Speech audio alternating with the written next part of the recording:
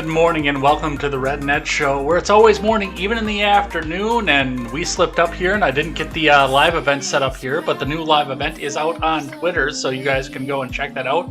But we are live over here on the Red Net Show with another member of the Heritage of the Emerald Isle over on the other side of the screen here. We've got John from the Generational Gap sitting in for Elaine this week. John, I know you just went on a vacation here. How's your week? Great. Oh, it was amazing. Yeah, it's simply incredible. I was in Blue Ridge, Georgia for most of the week. Yeah. Fantastic. Yeah, beautiful. Beautiful country.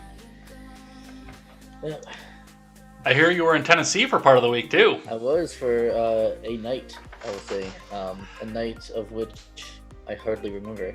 So I'm glad that the internet remembers for me. Yeah. Because I do not. Yeah, it was pretty crazy. It was a good time. It was a great time to have by all. I was, I sat down and watched that as well. So, yeah.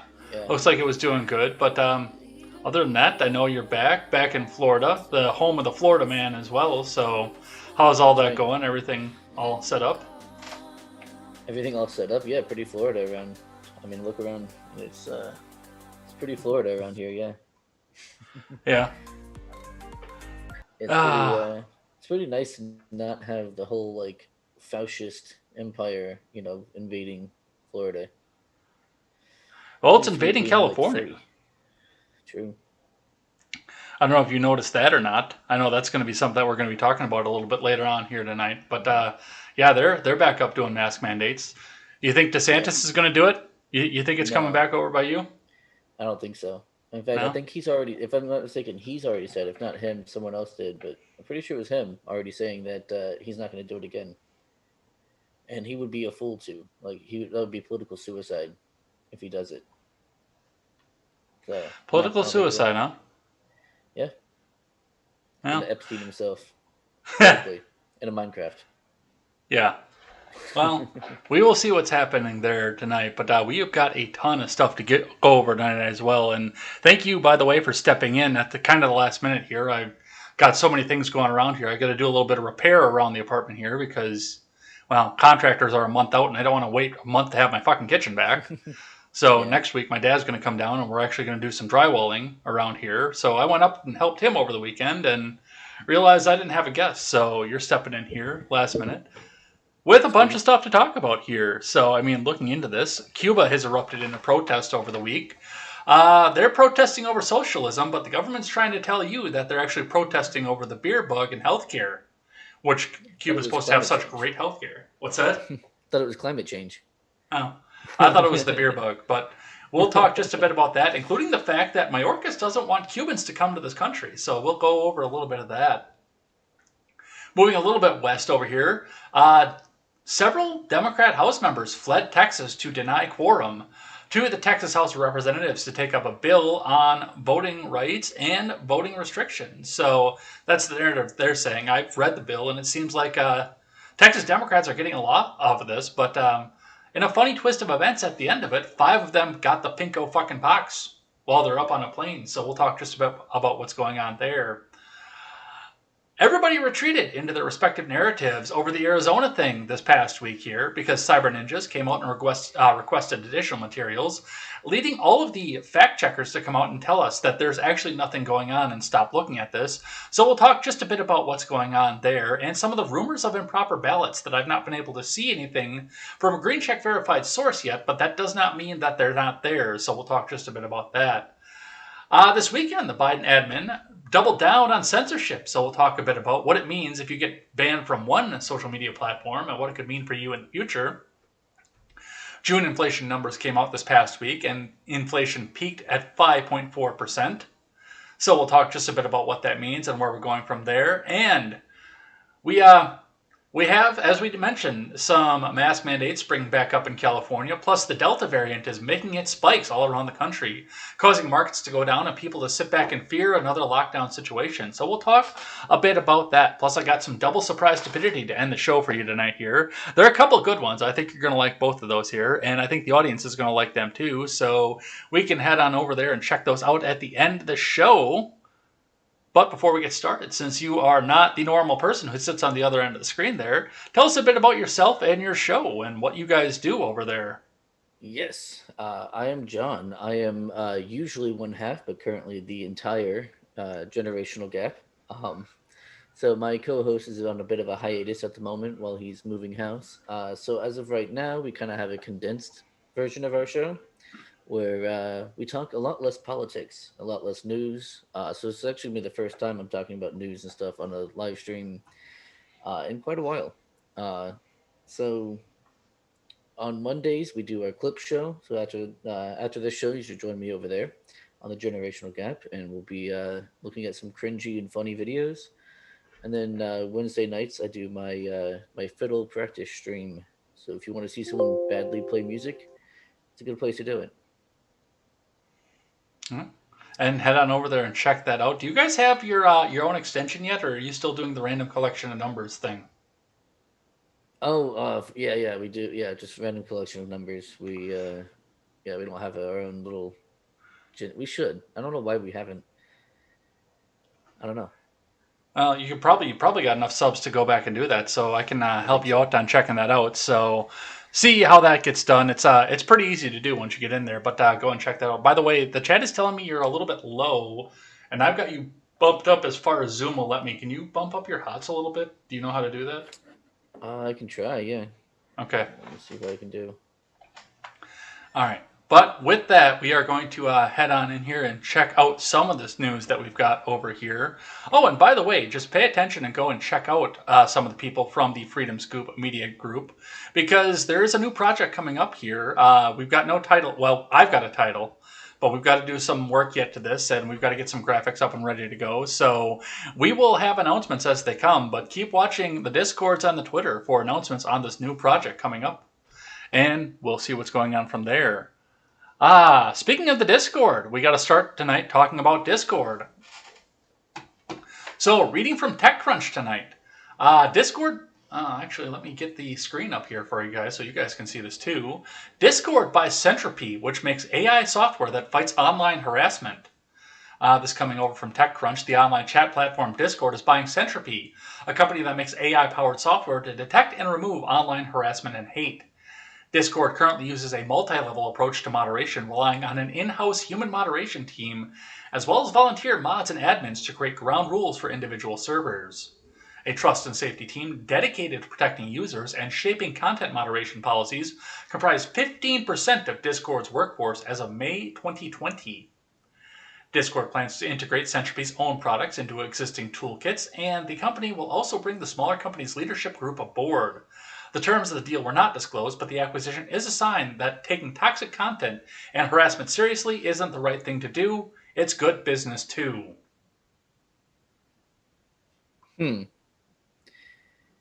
Okay. So what is it they're really trying to do? They're using AI to curb hate speech. Right. So all hate? Nah, never mind. That doesn't matter. All hate speech. Like, what is hate speech? I don't know. Like, so what are they defining as hate speech? Is it just like harassment, and how do they define harassment? I don't know, but I'm hoping that they never find the meme competition tab in my channel.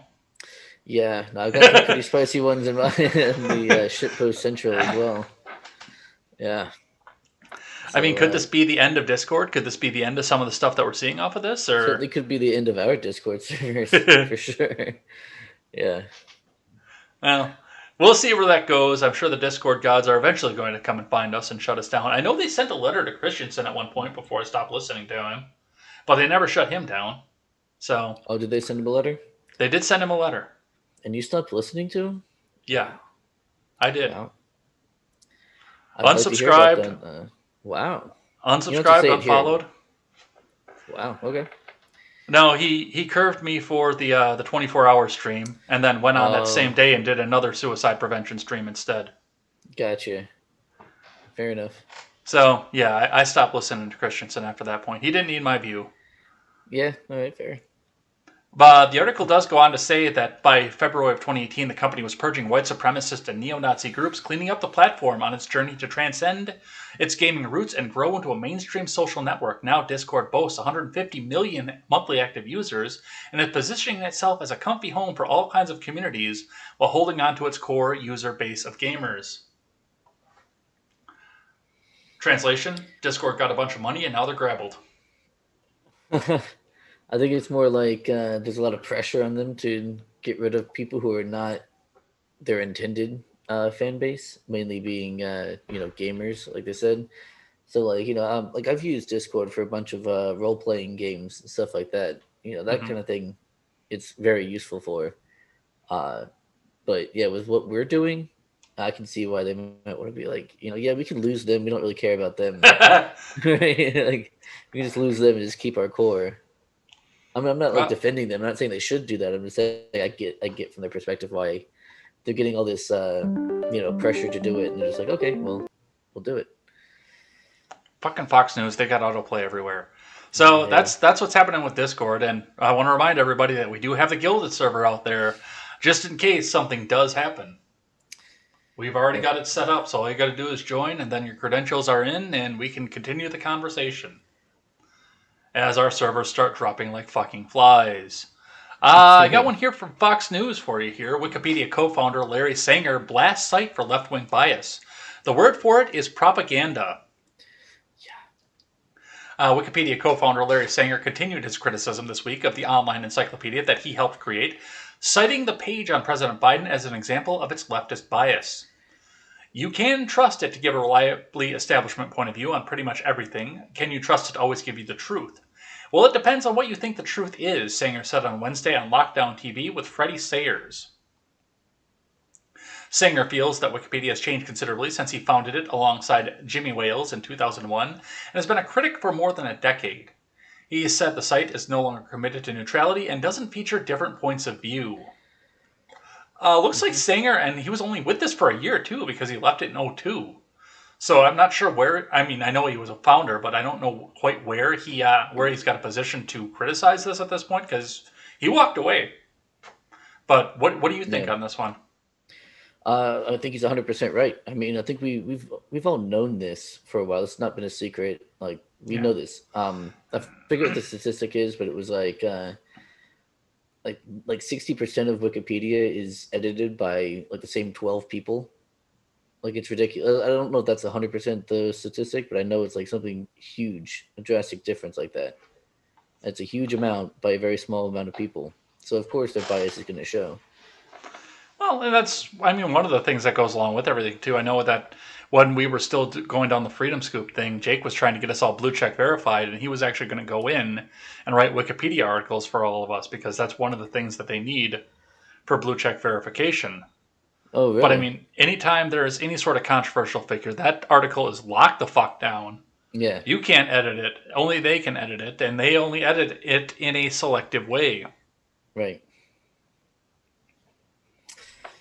Yeah, so I mean, unless you're looking, for something completely non-political, I wouldn't trust Wikipedia as a source. Like, unless you're looking for like a dog breed or something and what it looks like. Okay, you can use Wikipedia for that, probably. But do you think I can find what a Doge looks like? that can be politicized. I don't know. Yeah, and I mean, we've never been able to use this for term papers or anything either. Well, I suppose it was still in its infancy when I was doing term papers. Yeah, but there was a time when you could. I'm not sure when that ended, but there was a time when you could. Not necessarily for term papers, but like you could, not for like citing the source, but you could go to Wikipedia's sources because they would have their own source page. You just go to their sources and cite that source instead. But yeah. Here's one that happened over the weekend here that I'm interested to get your Liberty take on. Reading from Newsweek, conservative porn star Brandy Love banned from Turning Point USA event after backlash. Virgins. Brandy Love, a porn star who identifies as a conservative, was initially welcomed as a VIP at a Florida event by right-wing group Turning Point USA this weekend, but then was abruptly kicked out after backlash from Christian conservatives. The Tampa event by Turning Point USA, an organization that advocates for conservative values on high school and college campuses, started on Saturday and is slated to run until Tuesday. Now, I follow Isabel Brown's Instagram page, and there's nothing Christian conservative about that girl. Mm-hmm. There's nothing Christian conservative about a bikini that small. I can tell you that right off the bat. It's a conservative bikini. No, it's not. It's a very liberal bikini, in fact. It is. Love initially showed up at the Tampa Convention Center this weekend, posting an enthusiastic photo of herself to Twitter with the caption, "It's good to be around so many young conservatives, gives me some hope." But as we all know, the Christian conservatives went back and kicked her out. And there's been the online debate this weekend over whether or not a porn star can be a conservative. At which point I say, who cares? She's willing to vote for your crappy candidates that you keep putting up.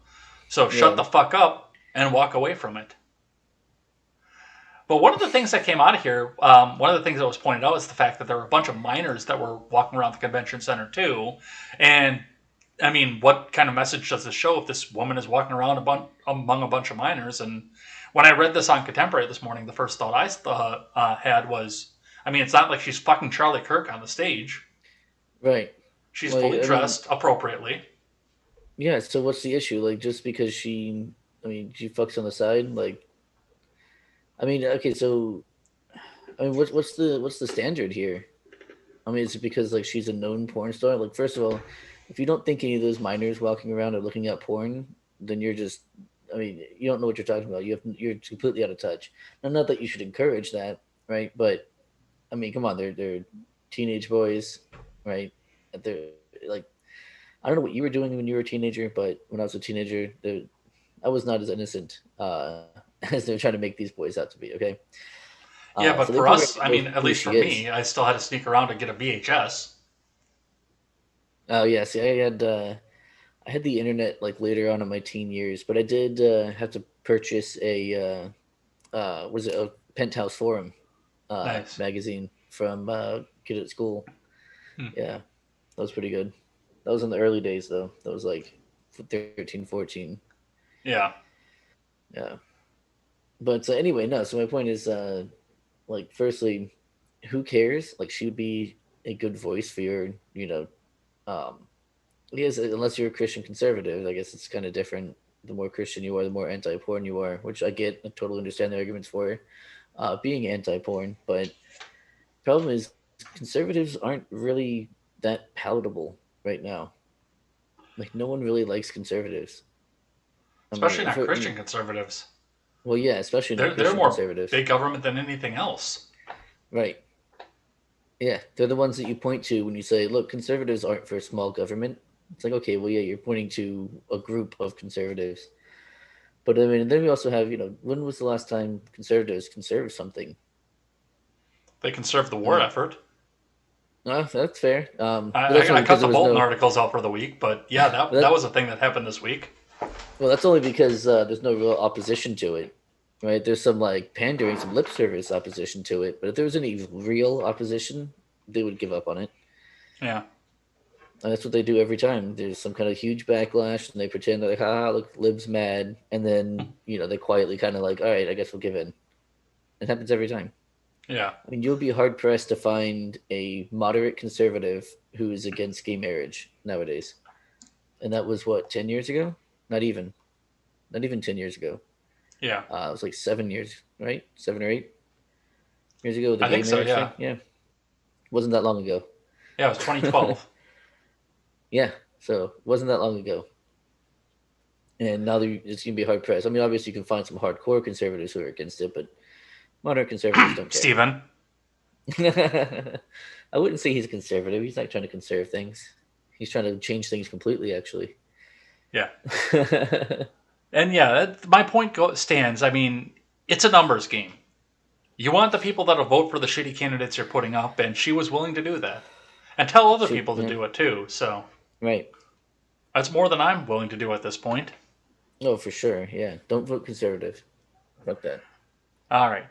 From CBS News 19 out of Columbia, South Carolina. Lindsey Graham says he'll go to war for Chick-fil-A values. South Carolina's U.S. Senator Lindsey Graham is outraged by a call for the University of Notre Dame to keep Chick-fil-A restaurants off its campus, going so far as to say he'd go to war for the company's principles. Graham tweeted Wednesday afternoon in response to an article detailing a push by some students to get the school back off a plan to put a franchise of the fast food chain at the school. Many universities across the nation have campus Chick-fil-A stores in their student unions. Recently, some students at the iconic school in Indiana started a petition to get the university's campus dining to stop their consideration of putting a campus Chick-fil-A at the school as part of a retail dining master plan. In a letter to the editor of the campus newspaper, the group said the chain has a long history of antagonism to LGBTQIRPGMTIF groups. 7. Yeah, 7.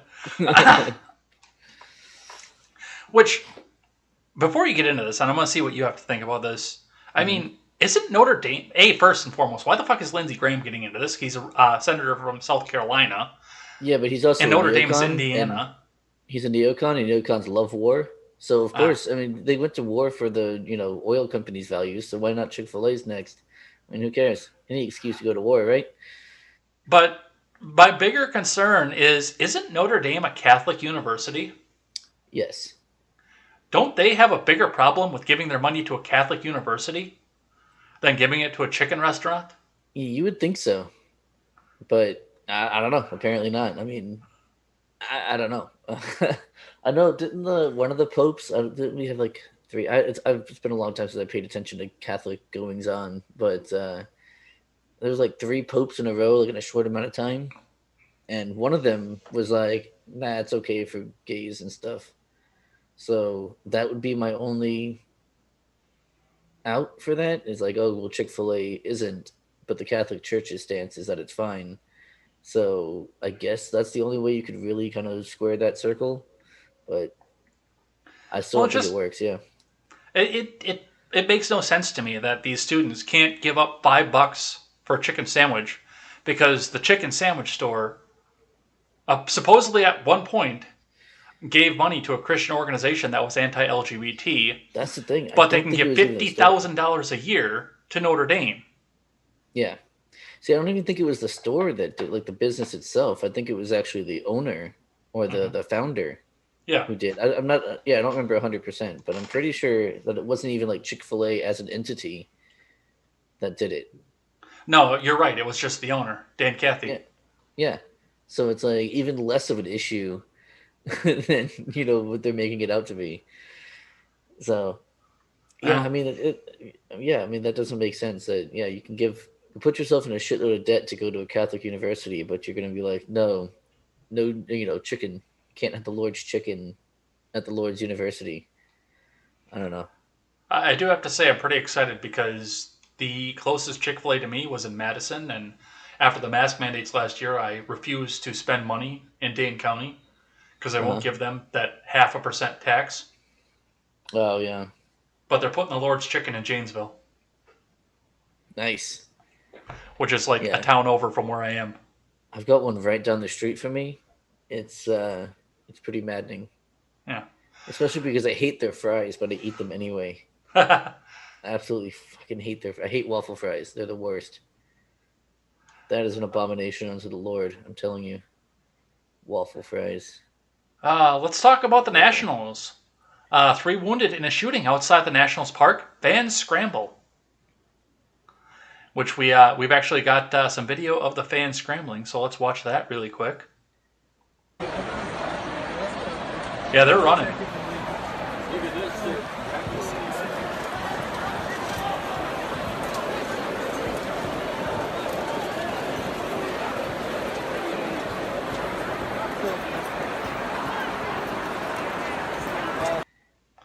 So, details of the shooting, it appears, reading here from 6 ABC Action News, 3 people were injured in a shooting Saturday night outside Nationals Park in Washington, D.C., sending baseball fans and players scrambling during the game, police said.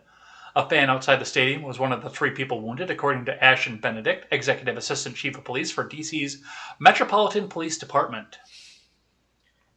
CNN journalists inside the stadium reported hearing multiple loud bangs during the bottom of the sixth inning in a game between the Nationals and the Padres. Fans fled their seats and sought shelter after hearing the gunfire. Benedict said there was ultimately no threat to the people inside the stadium.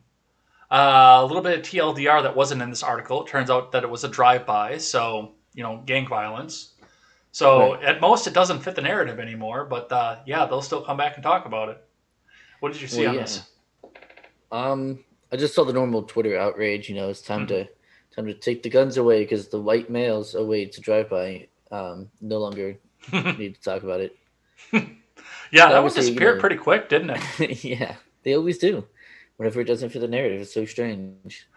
And then Well, of it's course, a if it's since it's a white dude who kills anyone who's not quite white enough, then it's like, oh, look at this huge racial violence going on. All these white people killing everyone else. It's like, yeah, every time.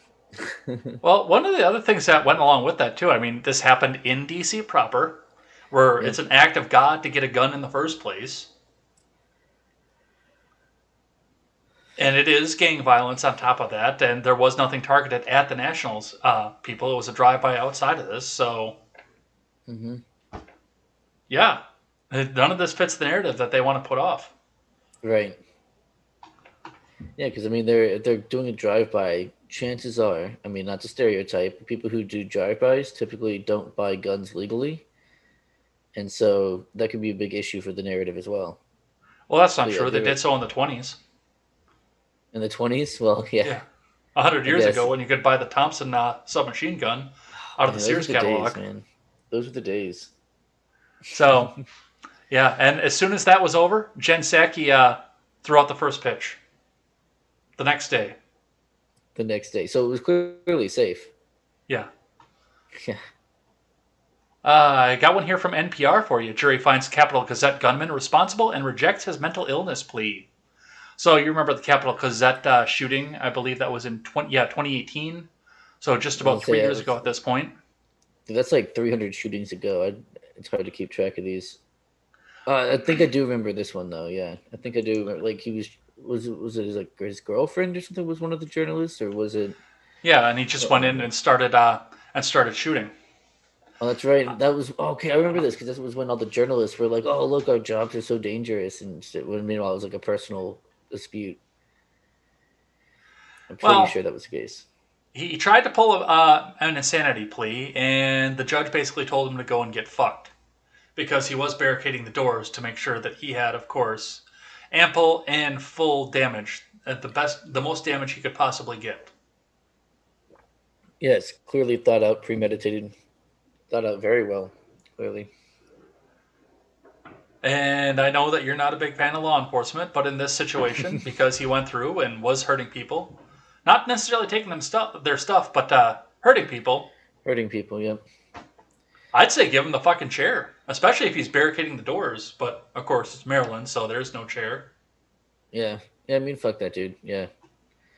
I mean, I don't know why they would bother to try and arrest him in the first place, other than maybe I guess get information. Hey, why'd you do that? What the hell? All right, cool. And then just wood chipper or whatever Uh, their chosen method is.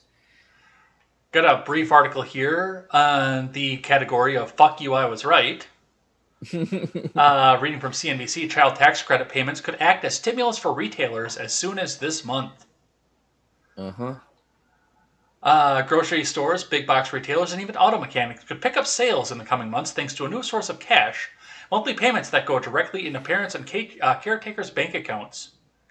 Starting Thursday, families will receive money for each of their children. The enhanced child tax credits, passed as part of the American Rescue Plan, are intended to fight child poverty. For retailers, however, they could also act as a stimulus that encourages spending on food, school supplies, clothes, or even a car payment.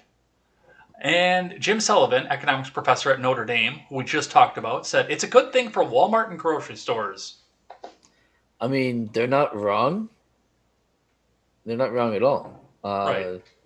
I mean, obviously, the whole point of giving you that money is so that you spend it on, things for your children like food and clothing and, whatever else, whatever their other needs are. But the problem is, at what point is that $300 per child? I think it is.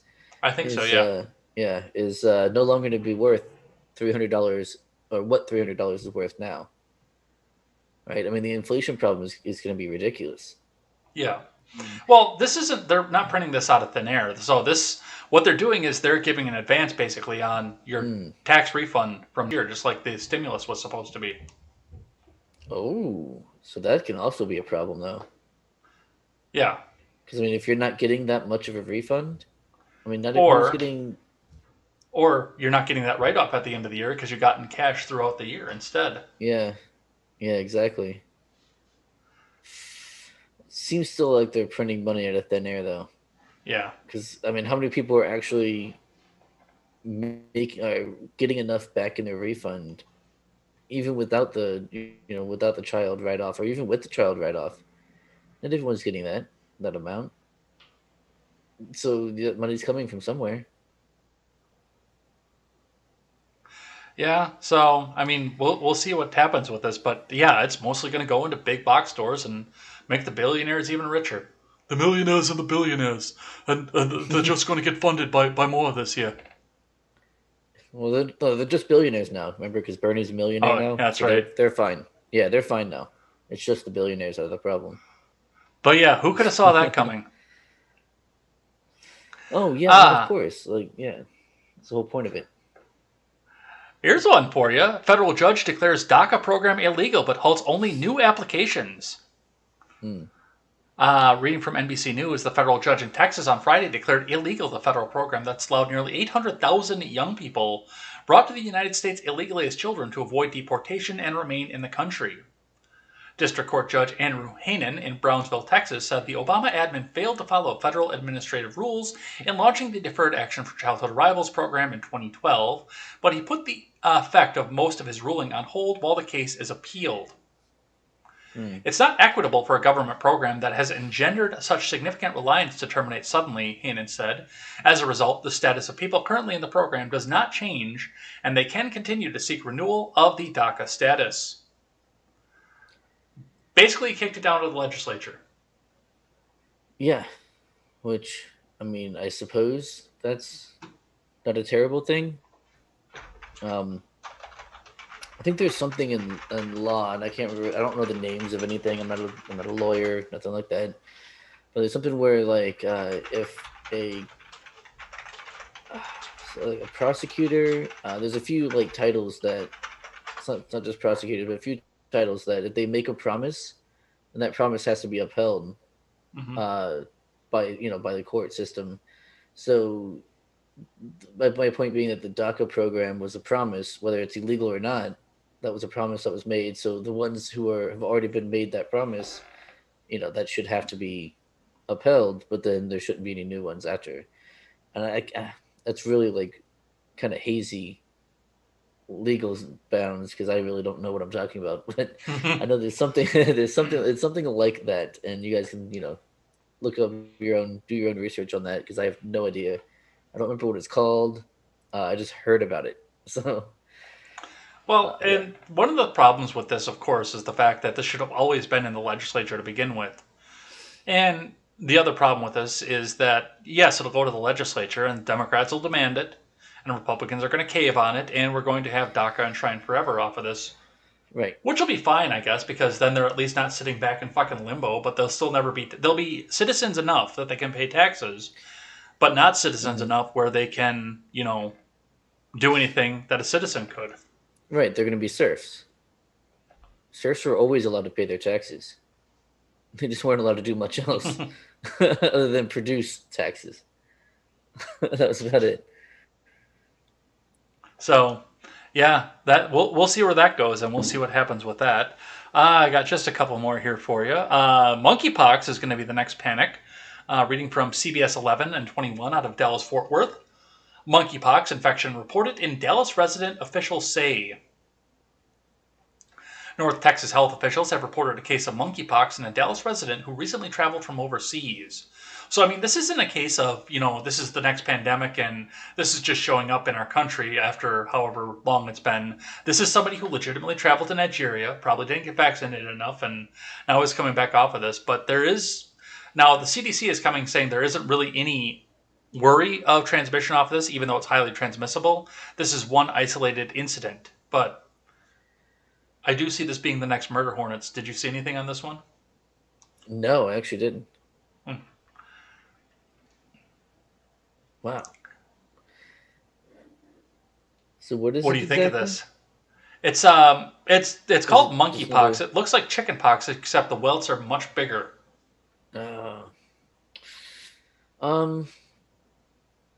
Yeah, that doesn't sound like there's gonna be like the next murder hornet or the next coronavirus. Like maybe the next murder hornet and that disappears and no one cares. I guess that's what you meant, right? Yeah. So fair enough. Yeah, it's gonna be like 3 people are gonna get it, and then people are gonna joke about it. It'll be a couple of memes, and it'll be gone in a week. if at all, that's the most that it can hope for, I imagine. Yeah. Yeah, Highleaf says this monkeypox is maybe plan B if the China virus fails to keep people in fear. Well, we'll be talking about that towards the end of the show. So, yeah, I don't see that going anywhere. But, yeah, I thought it was interesting to note that it's here. Right. Did you see this Katie Porter thing? This has been fucking crazy. From CNN, Katie Porter responds to scuffle that broke out at her California town hall event. So, protesters showed up at a Katie Hill event. Conservative protesters showed up at her event in California, and they protested. And then, according from what I was able to tell from this, one of the people who was there to listen to Katie Hill went up and popped one of the protesters. Now, it's unclear right now who actually did start it, who threw the first strike, but yes, a fight broke out among everybody in attendance. And all I can sit back and think about is how many times did they go back and protest somebody on the right and no violence breaks out? Almost never. Well, I mean, usually if the violence breaks out at the left wing protesting the right wing figure, it's between the left wing rioters and the police, not necessarily the attendees and the police or attendees and. I mean, I would disagree with that a little bit. I mean, so it has been a while, right? I'm not talking about like last year, the summer of last year when we had the BLM riots. Like, that was legit between the police and Antifa and BLM and whoever you want to call them. But I mean, as of like since probably about 2015 onwards until about last year, it was usually antagonists on both sides kind of yelling at each other, and then eventually throughout the day things get heated and violence breaks out. I remember the Trump rally in Phoenix where they went out and protested and that guy got nailed in the fucking nuts by a pepper ball. Oh yeah, so all kinds of stuff like that happened. Give me 1 second, the dog's going crazy. Give me 1 second. Okay. But yeah, looks like in this here, Rep. Katie Porter of California responded to a scuffle that broke out at an event she held in her district on Sunday between protesters and attendees, claiming that the incident was premeditated by her opponents. At our town halls, we take steps such as putting all questions into a bingo ball spinner so that we hear all voices, not just the loudest ones. It's disappointing that a small but vocal group of attendees who advertised a confrontation rally created unsafe conditions at a planned family-friendly event, Porter said in a statement provided to CNN. Aww. Oh, isn't it sad when you're trying to do things and then suddenly people come in and are disruptive? Aww. And protest? Tell us what that's like. Yeah, spare me. No video came out on this, which surprised the shit out of me because both Steven and I looked high and low for video of this. But it doesn't seem like anything was released, unfortunately. But you couldn't find any video? No, we couldn't. Huh. We tried. That's really weird. That's exceptionally weird. But, yeah, that's a thing that happened. You remember last year when Mayor Beetlejuice said that she absolutely wouldn't allow any President Trump shock troops in her city? Yeah. According to Fox 32, out of Chicago itself, Biden's sending strike force to Chicago to help curb spike in violent crime. Yeah, I mean, obviously, see, fascism is just fine as long as it's wearing a blue tie. Then it's okay. That's good fascism. We just don't like the bad red fascism. Yeah. President Biden's strike force, meant to help curb crime in Chicago and 4 other cities seeing a surge in violence, is expected to come to the Windy City relatively soon, Mayor Lori Lightfoot said earlier this week. The Justice Department announced new strike forces in June, which are supposed to curb violent crime in Chicago, New York City, Los Angeles, San Francisco, and D.C. by helping the city leaders crack down on illegal gun trafficking. So basically, they're going to enforce the laws that are already on the books. Finally. Whoa, what? Yeah, good luck. I hope you're willing to lose some people, because good luck. I still find it funny, though, that we were told last year that, no, absolutely not. We will not let federal troops come into our city. Hey, there's a Democrat in office. Let's bring the federal troops into our city. Yeah, it's pretty. Right. I mean, do we expect anything else, though? I mean, is anyone really surprised by that? No, not really. All right, I got just a couple more here for you here. Another one from CBS 1121, CBS Dallas-Fort Worth. U.S. Customs officers crack open peanut shells with meth inside, headed to Texas. Officers with the U.S. Customs and Border Protection cracked narcotic smuggling case when they found methamphetamine inside individual peanut shells in a shipment on its way from Mexico to East Texas. It happened on June 29th at an express consignment hub in Memphis. My experience... Uh-oh. We lost John.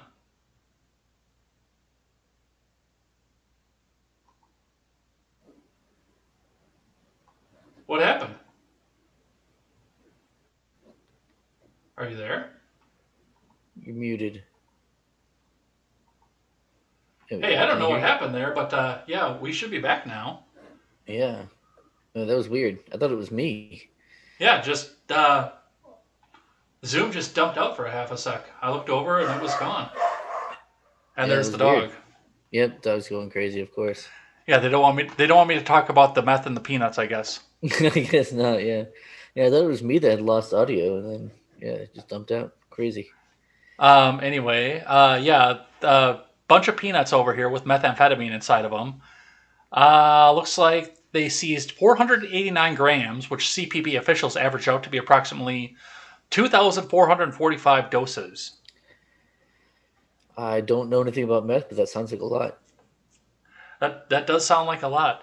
And when I read this on Contemporary, I almost made the mistake of coming out and saying, I almost went off and Googled, what is the street value of 489 grams of meth? Then I realized that would probably go in my file with the NSA.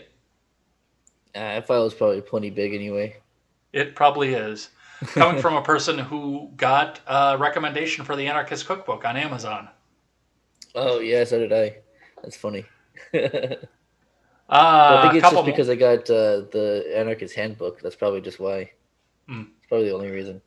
Couple more here. Schumer did his perennial call for the federal decriminalization of marijuana from Axios.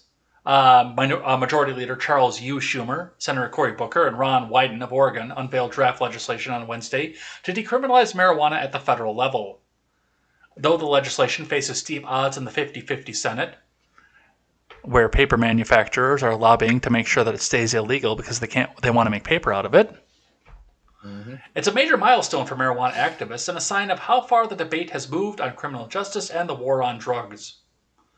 Now, I don't understand why this is a big deal, because he does this every year. Yeah. So, I mean, it's a good idea. Yeah. But I know that there's a lot of lobbying to make sure that this stays illegal. Right. So, I'm not really worried about it either. I'm just going to say that my habits will not change, whether this, goes through or not. Yeah. And that's about it. Yeah. I love how they tried to blame the Republicans, though, for it. Well, it's a 50-50 Senate. It'll never get past the filibuster. Bitch, the Democrats are just as deep into the war on drugs as Republicans are at this point. Yeah, let's not. Yeah. Oh, my God. Well, let's not do that. It's one of the few things these two sides agree on. All right, let's calm down. Okay. One out of your neck of the woods here. Hillsborough GOP calls on DeSantis to keep the U.S. Capitol Police from opening a Tampa field office. Yeah, please. Oh, my God. In the 6 months since the nonviolent selfie fest at the U.S. Capitol, because I can't say the words that they put on the screen because they're completely false, Yeah. On January 6th, more than 500 people have been arrested, with 55 of those charged coming from Florida. More than a dozen of those defendants called the Tampa Bay area home. Capitol Police said because the majority of threats come from Florida and California, they decided to open 2 field offices, one in Tampa and one in San Francisco. The field offices are a first for the agency and may play a role in identifying future events. But not everyone is on board with the idea. Yeah, no shit. Why does Capitol Police have jurisdiction in Florida? Right. Why are they like an intelligence agency now? Don't we have enough of those? Well, not There's only like that, 18 intelligence agencies. And yeah, they're just like federal law enforcement now. Apparently. I mean, I guess they were already technically DC, technically. but still, they're the Capitol Police. Their jurisdiction should be the capital. It is, and I mean in DC. I've been to DC. where Stephen used to live in DC. You haven't, I know, but I've been there. Yeah. Where he lived in DC, the Capitol Police didn't have jurisdiction. The Metro Police did. Yeah. Their jurisdiction is the capital. Right. So why do they need field offices on both coasts? Right. Because they're doing it in California too. Yeah, it sounds like there's more to it than just like, oh yeah, we're just trying to find these guys. You know, even though they've done a pretty good job of finding them. There's a lot of video evidence out there. Yeah, I just don't understand how that goes, and we have an FBI to do this kind of thing. Why do we need the Capitol Police to come back and do it? Yeah, it doesn't make any sense.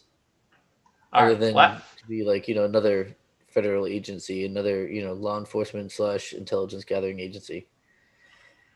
Yeah, we don't need any more. We don't need any more fucking federal oversight. Like, no, things go badly when that happens. All right, last one. Then we'll do a little bit of live chat and get into the big news of the day here. We knew it was coming. We knew it was going to happen, and we knew it was going to happen while the governor was facing down a recall. California approves $35 million plan for nation's first state-funded guaranteed income program. Reading from ABC 7 out of L.A. California lawmakers on Thursday approved the first state-funded guaranteed income plan in the U.S., $35 million for monthly cash payments to qualifying pregnant people and young adults who recently left foster care with no restriction on how they spend it. Pregnant people. Yes. People who get pregnant. So women. Yeah. This was a fairly popular idea over there, too. The votes are 36-0 in the Senate and 64-0 in the Assembly showed bipartisan support for an idea that's gaining momentum across the country. Dozens of local programs have sprung up in recent years, including some that have been privately funded, making it easier for elected officials to sell the public on the idea. California's plan is taxpayer funded and could spur other states to follow its lead. Oh, God. Well, I guess UBI is here. We're going to get that. Yep, I guess we're getting UBI. I mean, not that it matters, because the dollar's going to be worthless by the time it comes around to everyone. So yeah, there's really no point to it. It's going to have the same problems we were having already. Like, it's not going to solve any of those problems. Looks like the payments will be monthly, and they'll generally range from $500 to $1,000. So yeah, there's California. Right there with leading the way on UBI. Yeah, and what they say, and it's correct in California, is that, you know, the rest of the country follows California's lead. Like what happens in California, you know, domino affects the rest of the country, and they eventually kind of go by the same policies. So, unfortunately, that's what we're seeing. Yeah. All right, let's see what you guys are saying over here. And then we'll get into some of the big news of the day. Wow. There's been a lot of stuff going on here already. Wyatt is here. Seawall in the half track. Highleaf in the other half track. Seawall says, you guys start paying for parking, man. Yeah. Seawall says, the Emerald Isle, and former and future British territory. Nope, never again. And by the way, you guys can pay for parking with the handy Buy Me a Coffee link that is flowing through the live chat with you guys at the time. Right. So right. They're pointing out regular parking. Yeah. Seawall says you are a bit low, and you're bumped up as far as I can get you on Zoom. I'm So bumped up on mine too, so okay, we'll see where we can go from that. I haven't seen anything about it since, so I don't know. Ron is still making fun of my kitchen fire 2 weeks later. Evening heads. Evening Jay. If it's too hot, get out of the kitchen, Edgar. That's pretty good. Quest Fanning says he's just dropping in for a bit. How's everybody doing? I'm doing good. Good. He said just for a bit. He's still here. He's still here. Fanning says her ass is 2 words. That's true. Putting the Y back in gamers. YMCA. Yep. Saint says none of you bitches are without sin. Fair. Quest Fanning says Slickopedia and then VIP, but P is in like urinate. Conserving material. Saint says this is why we'll lose. I'm not sure if he means by letting the porn star in or kicking the porn star out, but either way, he's right. Fanning says when I was a teenager, we still had steam-powered modems. I think Helton still has one of those. Yeah, he does. He's got an antique. Saint says at this point I trust no one. Fair. Wyatt says Notre Dame is Catholic by name, but it's not really Catholic much at all. Okay. Fanning says my new Twitter moniker is Question Everything with question capitals. Yep, I saw that. It's pretty clever, actually. Fanning also says my Catholic high school, Xavier, was promoting gay straight alliance stuff, and everyone was down with it. We've got the discussion about waffle fries. Seawall says they're the best. I don't think that's what Seawall said. I was watching the. I'm sorry. I did read that wrong. Waffle fries are at best okay. Yeah, see that's that kind of milquetoast take that just. I don't know if you're going to survive the revolution there, Seawall. I don't know. Not really a potato eater, so I stay out of that argument. Yeah, and I think you can trust me as an authority on potatoes. All right. If I eat potatoes, it's a couple fries out of somebody else's box because I can't eat a whole box on my own. What are you, a woman, Ed? Come on, man. Yeah. No, I make the decision. I don't eat the whole box of somebody else's. That's fair. Highleaf says they could have waited until the 7th inning stretch. Oh, for this. Oh, man. That's funny, actually. Saint says, why is food where I disagree with you people? I disagree on something, Saint. First on the bagels and now waffle fries. Oh, that's right. The peanut butter bagels. Yeah. Peanut butter on bagels. Yeah. I think you've evolved on that. It actually sounds pretty good. Wyatt says, I just got my CARES Act check through the mail. Whoa, how old is that? CARES Act? Yeah, that's a while 4 months at least. Yeah, holy crap, Wyatt. Wow. Now that money's going to be worth nothing. That sucks. Fanning says, auto mechanics, like before they were just letting their muffler drag. Good one. Seawall says, it's toasted bread and peanut butter goes good on it. Oh, yeah, we're going to have the bagel discussion now. I said a cheeseburger on a bagel is the best, especially if it's topped with egg and peanut butter. That does sound delicious, though. Are you an egg on a burger kind of guy? Sometimes. Not like as a normal thing. I saw it on a menu in Kenosha for the first time, probably back when I was about 26. I didn't think I'd like it, but my God, do I like it. It's super good. But it's also very heavy. So, you have to be, really hungry and not want to eat for, the rest of the day. It has to be, the last meal of the day. The same restaurant that I found that in, I had a mac and cheese burger. It was a cheeseburger with a scoop of mac and cheese on top. Sounds messy. It is. Very messy. Yeah, not a fan. Not a fan of, ultra messy burgers like that, falling out of the sides and stuff. That's why I don't like Arby's. Even though the food is delicious, but you try and eat the sandwich and it's all falling out of the bottom and you have to end up eating it without the buns in the first place. I don't know.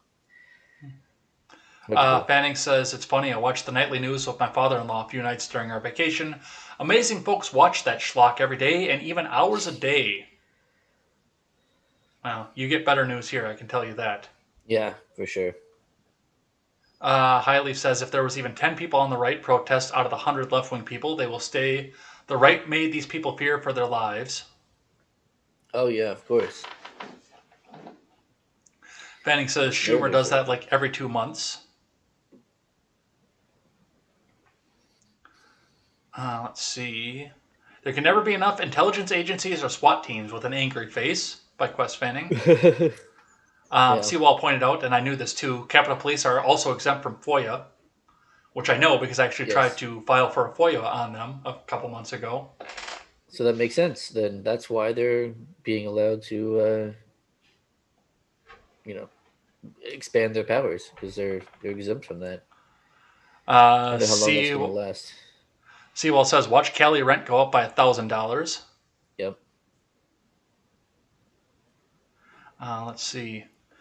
Did you see the first guy charged after the U.S. Capitol photo op? Yeah, I've got that on the stack for Contemporary tomorrow. I haven't had a chance to look into it today, so... Let's see. Highleaf says he'll be on Discord after the live stream, because he's always on Discord after the live stream. True. Everybody should go and be able to and keep Highleaf company because he gets lonely. No, I like Highleaf. He's cool. He's a cool guy. He is. Yeah, he is. I've had a few good conversations. I had to kick him out of the Discord room the other day though. Oh yeah. Because he popped in and I was actually about to talk business with Wyatt. Oh. Okay, so it wasn't like a behavioral thing. No. I was like, yeah, no, I gotta go talk with Wyatt here, so give us a minute. And then he wound up giving us a half an hour. Nice. All right, we got to talk about, we got to start talking about Cuba first. So this week, Cuba erupted into several protests across the island. Several people have been out marching in the streets talking about the fact that, they're not getting food, their economy's going downhill, and a litany of other complaints that generally come with socialist countries here. Let me get the notes up here so we can come in and look at this. So, I know I've got an article on just this. No, apparently I don't. Never mind. I have notes on all the other stuff. I think it's maybe because it was happening while I was on the solo show last week. So yeah, last Monday, Cuba erupted into protest, and they're protesting because they're pissed because they're not getting the care from the government that they were promised under the socialist program. And now this has evolved into the U.S. getting involved with everything and everybody having some of the worst takes possible as we go along with this. And I actually want to start off with this by listening to what Alejandro Mayorkas had to say about this. So let's get the video up here and have a listen to this. Allow me to be clear. If you take to the sea, you will not come to the United States. The time is never right to attempt migration by sea. To those who risk their lives doing so, this risk is not worth taking. Again, you gotta share your sound with me I again. repeat, do not risk. Oh shit, that's right, because when it dumped out I lost my sound. Give me just a second. You're good. Yeah, now I see the little pod up there again. All right, let's start back from the beginning and listen again. Allow me to be clear. If you take to the sea, you will not come to the United States. The time is never right to attempt migration by sea. To those who risk their lives doing so, this risk is not worth taking. Again, I repeat, do not risk your life attempting to enter the United States illegally. You will not come to the United States. Allow me. You will not come to the United States, which seems in stark contrast to some of the things we've heard from this administration prior when it comes to the border wall in El Paso and other places that they won't go and visit. No, you don't understand. See, these are the wrong type of brown people. right? We don't like those types of brown people because they vote for the evil orange man. We like the other type of brown people that vote for Democrats. It's very simple, Ed. Very, very simple. Well, that is a part of the interesting side of this is the fact that yes, they are they're pointing out, and it's people that are coming from Cuba and Haiti that would most likely see the collapse of not even just a socialist system, but a big government left wing system that they don't want to come into the country. Yeah, because they're not going to vote the right way. Right. And let me tell you, so I live in Florida, as you know, around quite a few Haitians, Cubans. They are based as fuck. Like, you get into a conversation with someone about some politics, from anyone, not even just Haitians, but anyone from the Caribbean, they're they get some pretty strong opinions, and a lot of them are very religious. They're very, I don't want to say like conservative, but that's pretty much what it is. I mean, yeah, they're pretty fucking based. They have no problem calling out, certain other POCs and their typified behavior or perceived typified behaviors. If I can just kind of pussyfoot around that. Yeah, they're not big fans of other certain POCs. By my goodness, John, is there something that you're trying to tell us over here? Not at all. No, of course not. They're also not fans of people who may try to copulate with the wrong. I guess I shouldn't say wrong, with the same uh, likeness of themselves. They're not fans of that either. Yeah, at all. Like, at all. Like, they don't even joke about it. That's one thing I noticed, is they won't even like, make some kind of joke. Well, I don't want to be I perceived mean, that way at all. Like, it's pretty serious.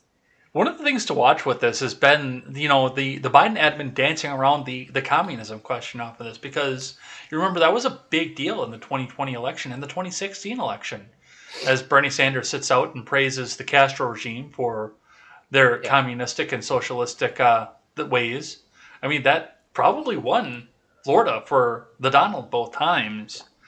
Let's listen to what the red-haired bobblehead had to say. Talking, of course, to Peter Doocy, because he's become the new Jim Acosta in this administration. There's always one, isn't there? Don't we know that the reason people want to leave Cuba is because they don't like communism? And so, as you're trying to figure out like what the processes are for these people who want to leave Cuba, I'm not sure what your question is. you guys. Why are people leaving Cuba, or what is the process for them getting here? I can explain either of them, but you tell me. Sure, yeah. Do you think that people are leaving Cuba because they don't like communism?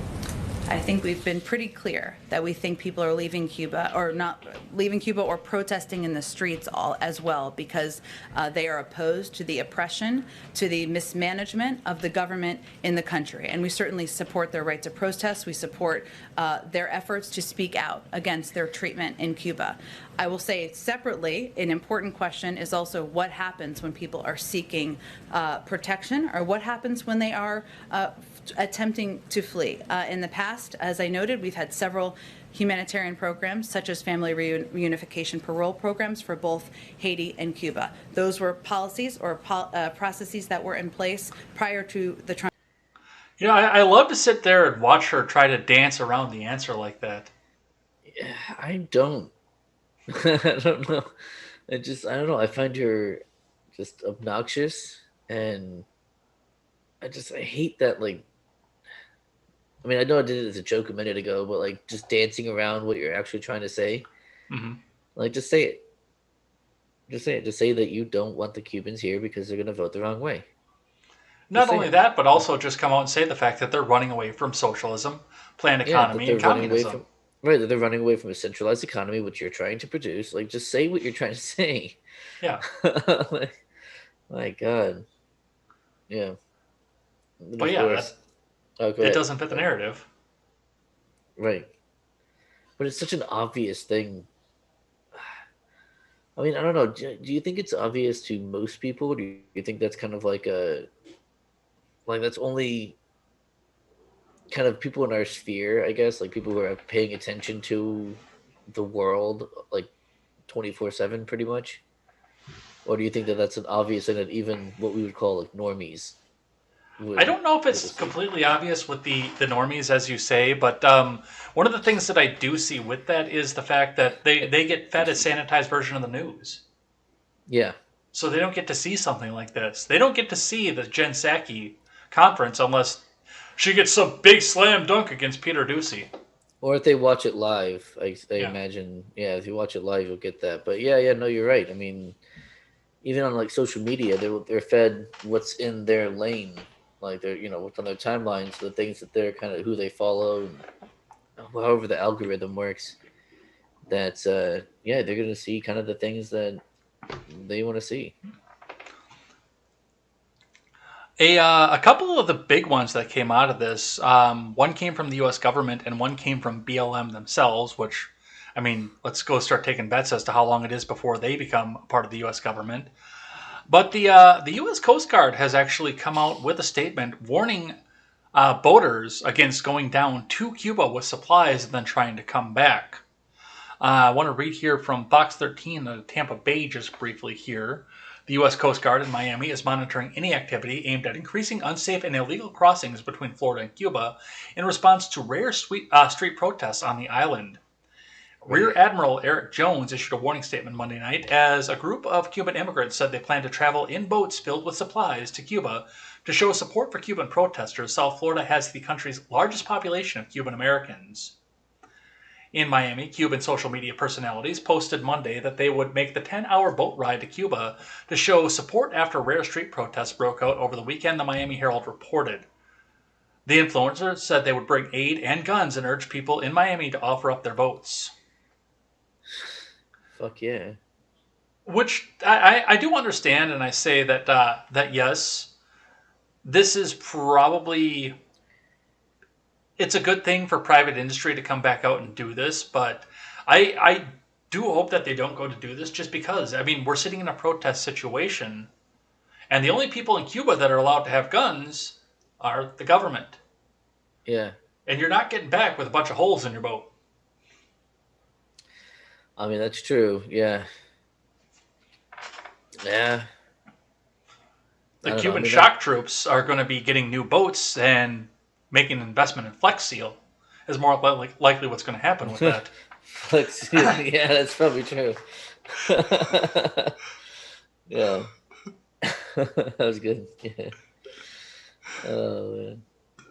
But what do you think of the ideas otherwise? I mean, obviously, yeah, I like it. I understand that, yeah, obviously there's huge risk there, but I mean, I always like the idea of people having more freedom and helping people do that. So, yeah, I'm not against it at all. Well, I'm sure I would encourage random people, but I encourage the idea. I like the idea. Well, yeah, I mean, private charity always goes above and beyond what the government can do. I'm not knocking on that.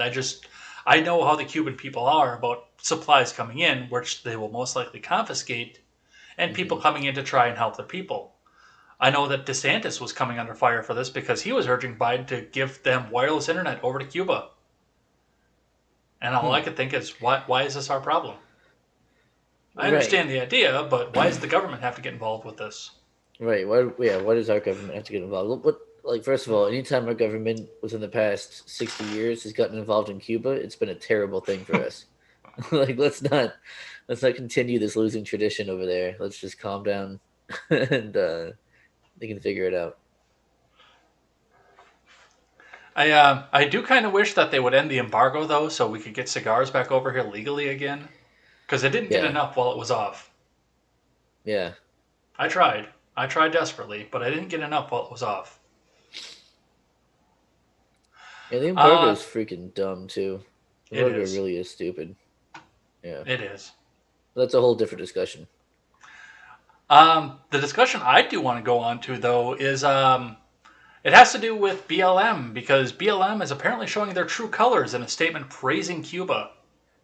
Yeah. Reading from the New York Post, lest there be any doubt that the Black Lives Matter crew has nothing to do with actual racial justice in America, look no further than the reaction to the mass protests in Cuba. The group on Wednesday put out a statement not to condemn the authoritarian regime in Cuba for violently suppressing its people, but to berate the U.S. for long-existing sanctions on the communist state. Oh, good. So we do get to talk about it, actually. Black Lives Matter condemns the U.S. federal government's inhumane treatment of Cubans and urges it to immediately lift the economic embargo, BLM said. This cruel and inhumane policy instituted with the explicit intention of destabilizing the country and undermining Cubans' right to choose their own government is at the heart of Cuba's current crisis. On top of BLM, everybody's favorite socialist, the Honorable and Venerable Alexandria Ocasio-Cortez, echoed the same sentiment. I'm sorry, if I may. Go ahead. Are we saying that communism requires access to trade with a capitalist country to survive? I thought communism was supposed to survive on its own. Maybe I read the Hungry Santa book wrong, but pretty sure we're supposed to get rid of capitalism. So why would communism need a capitalist country to trade with in the first place in order to survive? I don't know. Am I reading it wrong? I don't know. Like, it seems to me like this embargo should have absolutely no effect on Cuba, and in fact, it should be hurting America far more than it would ever hurt Cuba. Well, yeah, exactly. I mean, because Cuba can have a 0% unemployment rate because they can make the jobs, and then anybody who doesn't go to work disappears in the middle of the night. Right. No, they never. And when they get asked about, they say, "Oh, that person never existed. You just imagine that person." What? Yeah, who? But I also got on the. I noted the irony that they're not going against the tyrannical government like they do on this country. Oh yeah, no, of course not, because they're not tyrannical. Cubans are super free. Have you ever actually talked to like a legit communist, like a communist who actually knows like Marxist theory? Other than the idiots on Twitter?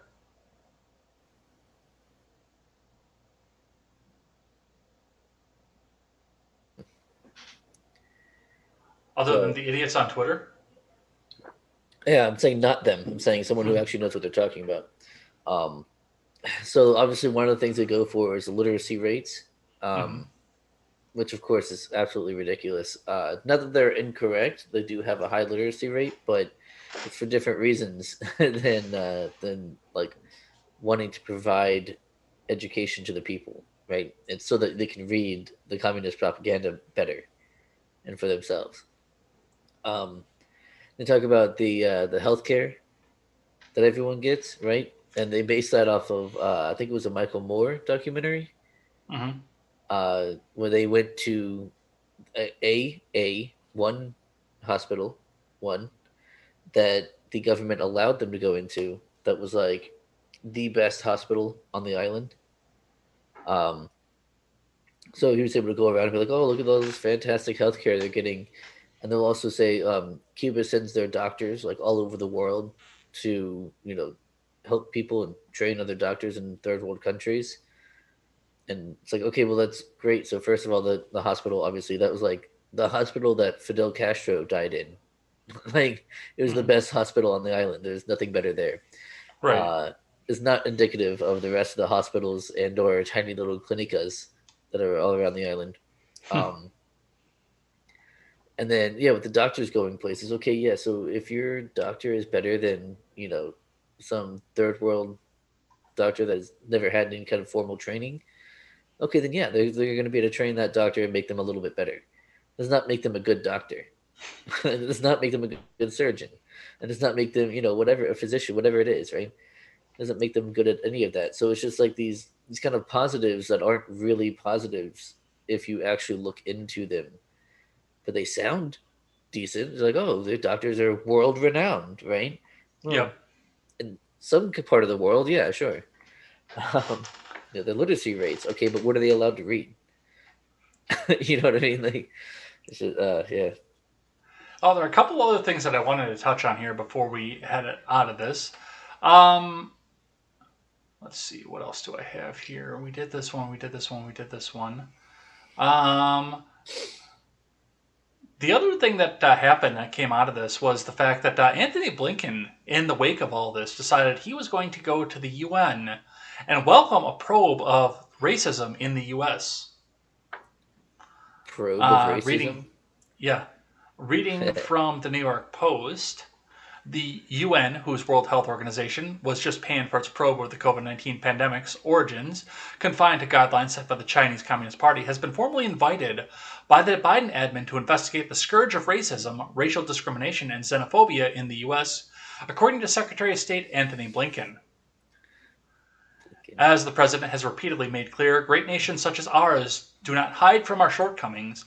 They acknowledge them openly and strive to improve with transparency, said Blinken in a statement released on Tuesday. Now, this was supposed to be, of course, started, and the invitation was to come in the wake of the kneeling on the neck of St. George. But the invitation also comes less than a year after the U.S. endured a lashing on its civil rights records before the UN, and this is the best part, getting scolded by the likes of China, Russia, Saudi Arabia, and North Korea. I'm not lying, that's exactly what it says right there on the screen. Oh my god. So can we just, like, why do we have to go through this, like, fake nonsense? Like, why do we have to pretend like the UN matters? Why do we have to pretend like any of these things, like this America is a super racist country? Like, why do we have to pretend that that's real? Like, I don't understand why we have to pretend any of this shit's real. This is literal clown world. I 100%.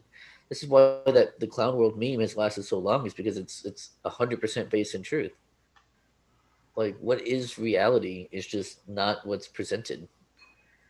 It's crazy. It's literally clown world. Absolutely insane. Yeah. So yes, North Korea is going to come and lecture us on racism. Yeah, well, come over here and do it. Go ahead.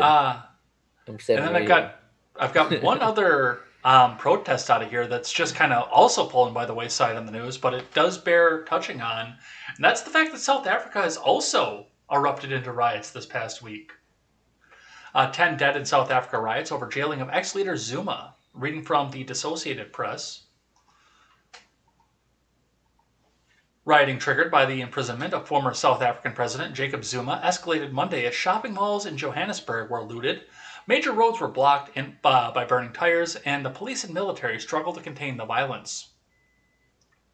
President Cyril Ramaphosa, in a somber address broadcast to the nation Monday night, vowed that the police and army would restore order, and he appealed to all South Africans working together for peace. The unrest started last week in KwaZulu-Natal province after Zuma was imprisoned for contempt of court.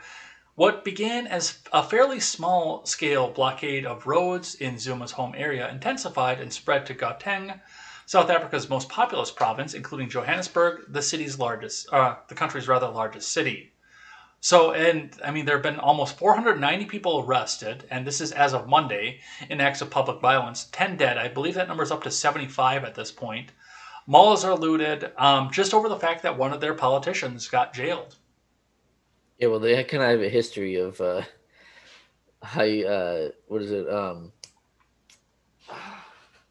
yeah, so like their biggest politicians getting jailed over there in South Africa, but yeah, it's pretty crazy. It looks like they need they could use themselves some roof Koreans. I think we could lend them some. What do you think? Well, I was thinking more of the fact that you start hearing about all these protests going on, and you just start hearing a bass line in the back of your head. Yeah, that's right. Yeah, I thought of the same thing last summer. Oh yeah, true. So that's what I have on that so far. Do you have anything else going on? Oh, sorry. What was that? I didn't realize I froze up. No, I froze up. I'm having connectivity issues again, which means that Spectrum's going to get the call again. Do you have anything else on what we have going on with Cuba and South Africa? Just that it's quite clearly not real socialism. So us trying it here is going to work perfectly fine, guys. Trust me. All right, let's see. Highleaf pointed out the fact that, I thought that Highleaf was white because I heard somebody chime in. I just didn't know who it was. And I had DM'd Wyatt while I was on the road, which naughty, don't do that. That I was going to go back in the voice room, and then I heard somebody chime in, and I thought it was Wyatt. So I started talking to Highleaf right away. That's funny. Quest took off for the night. Highleaf says, "Oh, if BLM only knows what Castro thought of black people." Yeah, like I said, Cubans, pretty based. Also, China's pumping a lot of money into Cuba to try to save them. Yeah. Apparently, one of us is a mic puncher, according to Nephilim Ninja of Nibiru, who joined us. That would be me. I know the reference. Yeah. I apologized. No, I was trying to be funny. I guess I was super drunk and punched Steven's mic. Oh, I remember that. You did. Yeah, I was there for that. I sure did. I was like, "Don't do that, okay? Yo, just don't do that." And then I did again. Yeah. Well, that was on purpose. The first one was an accident, but yeah. Highleaf says, "I lost my boat that was full of AR and AK near Cuba." Yeah, me too, bro. Me too. It's a shame. Vega says, "Apparently I had the Rona. Felt like allergies. Pussy shit." Thanks for coming and supporting us, Michael Vega. I haven't seen you for a while. Oh, yeah, Michael Vega. Dude, I haven't seen him in a while. What's up, dude? I guess that's probably why he had the Rona. All right. We're going to grab a couple of these right in a row, and then we'll go back to live chat after that. We got to talk a bit about Texas. So let's talk about what's going on there. So for those of you keeping score at home, starting last Monday, several members of the Texas House, the Assembly, I think it is House of Representatives in Texas, they got on a charter bus and then got on a plane and escaped to Washington, D.C., breaking quorum in the House, meaning that Texas Democrats could not vote on the voting laws that are passing through the House of Representatives right now at this point. At this point, the Senate has passed the bill, so they're just waiting on the House to get quorum so they can come back and get this passed. But yeah, this has been a big mess going on throughout the week, and this does have a little bit of a funny twist at the end of it. So the first thing I wanted to point out with this is that, yes, as everybody knows, they are all sitting up on the bus, the charter bus, to get on a private plane to go out to Washington, D.C., with all smiles, all maskless, with a case of Miller Lite sitting on the middle seat. Miller Lite. Miller Lite. That's probably the biggest crime in the this entire thing right here is Miller Lite. Like, you know how much money these people have? They're gonna choose Miller Lite. Miller Lite. Like, even out of the light beers, that is not a good light beer. Like, no. What? Now, I understand they're in Texas. They probably don't have Yuengling, so fair enough. You can't buy Yuengling. But come on, man. I mean, you can pick. I don't even know. I'm trying to think of something better. Like Miller Lite. Coors Light is pretty good. I actually kind of like Coors Light. I'm not gonna lie. When I drink beer, it was usually Miller Lite. Oh, that's horrible. It's a hometown thing for me, though. Keep in mind. Yeah, that's fair. It comes out of Milwaukee. Yeah, that's true. All right, fair enough. I guess it can be forgiven. But these people have no excuse. No excuse. So their week thus far has involved them staying in Washington, D.C. They've been making a lot of speeches. They've been having meetings, including a meeting with Kyrsten Sinema and Joe Manchin, with the express intent to try to get HB1 passed through the House and through the Senate at this point. Because it has passed the House, and now they're just trying to get it back through the Senate. So they can put all those federal laws into voting. Yep. So what have you seen on the fact that they're out here so far? I mean, I've seen kind of the whole story, right? They're on the bus with the Miller Lite and the no mask, which of course, I mean, like everyone's laughing. Oh, look, they're not wearing masks. Okay, yeah, politicians are hypocrites. Like, we got it. Understood. Moving on. And then, yeah, they're running away and they're all like high-fiving each other like, oh, we're such badasses. and then they get the little, they decide, oh, we're going to arrest you when you come back, and then you have those, what is it? My first mule is a fugitive and shit. Like, people obviously not scared of going to jail, right? They're not going to jail. We all know they're not going to jail, right? I mean, we do know that. Yeah, no, they'll come in, they'll get a fine or bail set, and then they'll get cut loose. No, nothing's. They're not going to see court. They're not going to. No, they're politicians. Nothing's going to happen to them. It's just kind of like a threat thing, and then once they come back, they're like, "Oh, we decided, in the spirit of good faith, we're going to drop the charge or some shit like that." But yeah, what was I going to say? Oh, something else about. No, I think that was it. Yeah, just that I wish they would get arrested. That would be awesome if they actually saw a jail cell.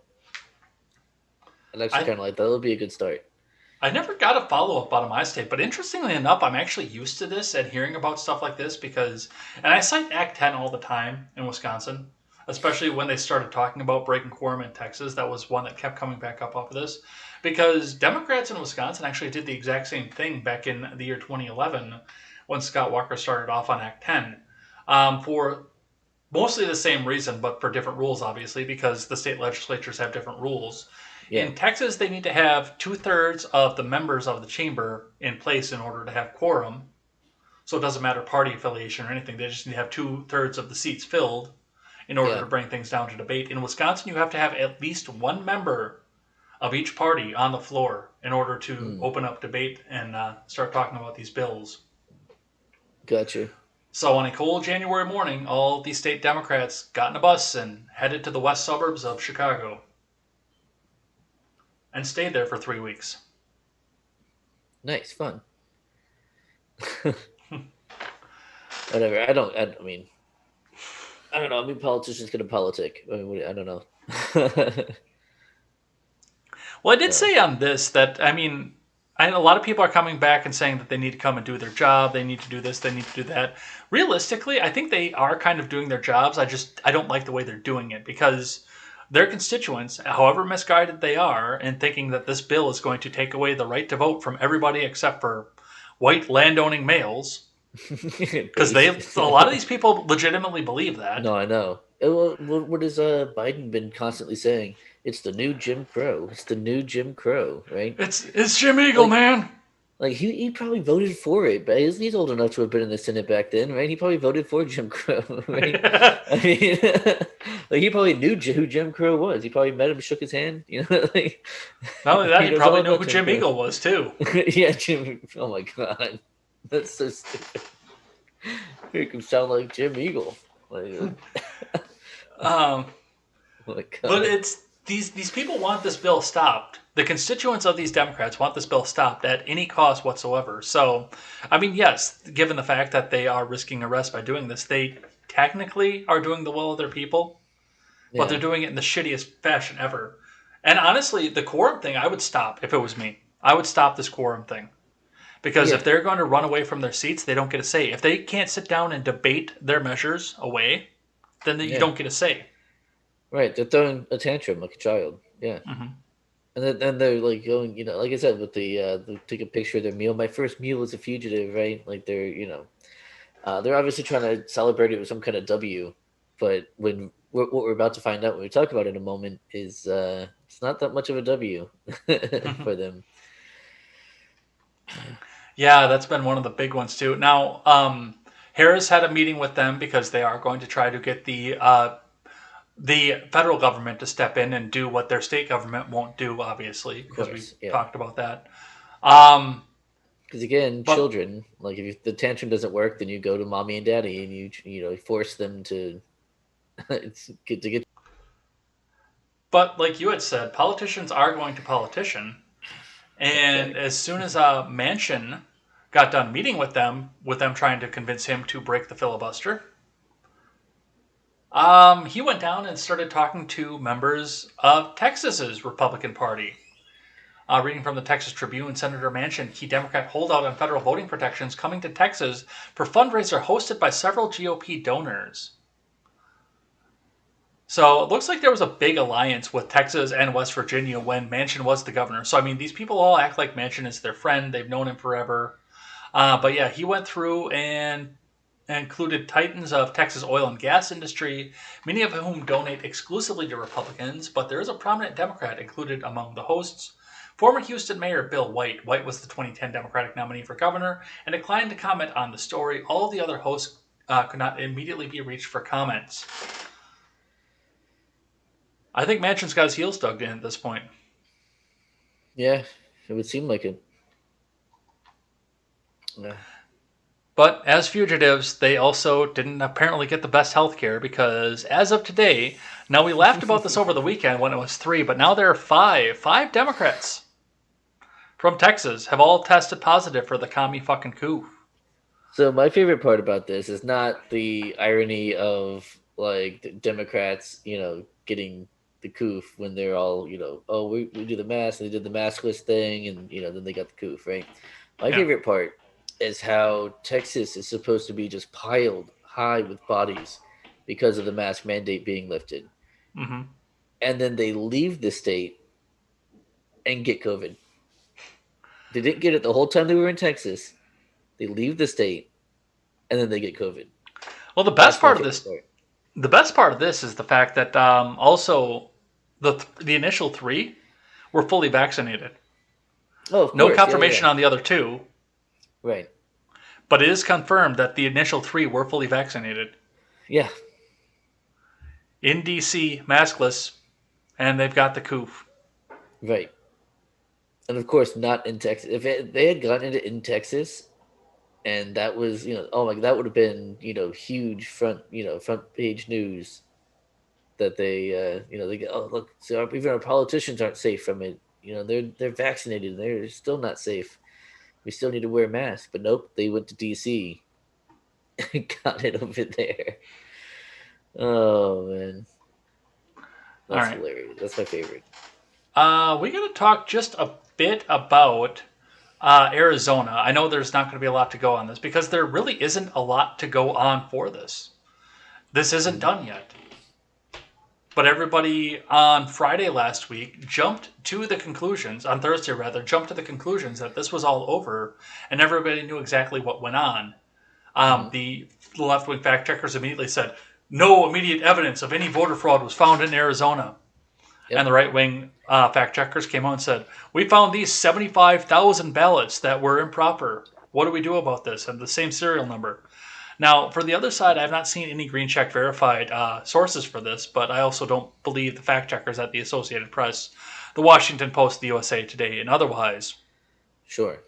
But breaking down the news into what actually happened between this, it looks like cyber ninjas came to the Arizona State Senate to ask for additional materials because, as they said they were getting close to the end of it, they said they didn't have conclusive evidence yet at this point to say whether or not they could find the source of fraud, even though there was no fraud. And don't ban me, Susan, Hong Kong, Biden is the most popular president in history. That's right. But what did you see on this over the end of last week?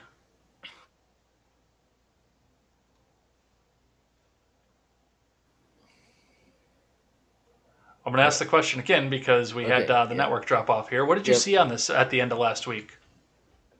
I didn't see much other than obviously the approved sources saying the approved narrative, which is of course the 100% accurate and true narrative, that there was absolutely zero voter fraud and Biden is the most popular president ever.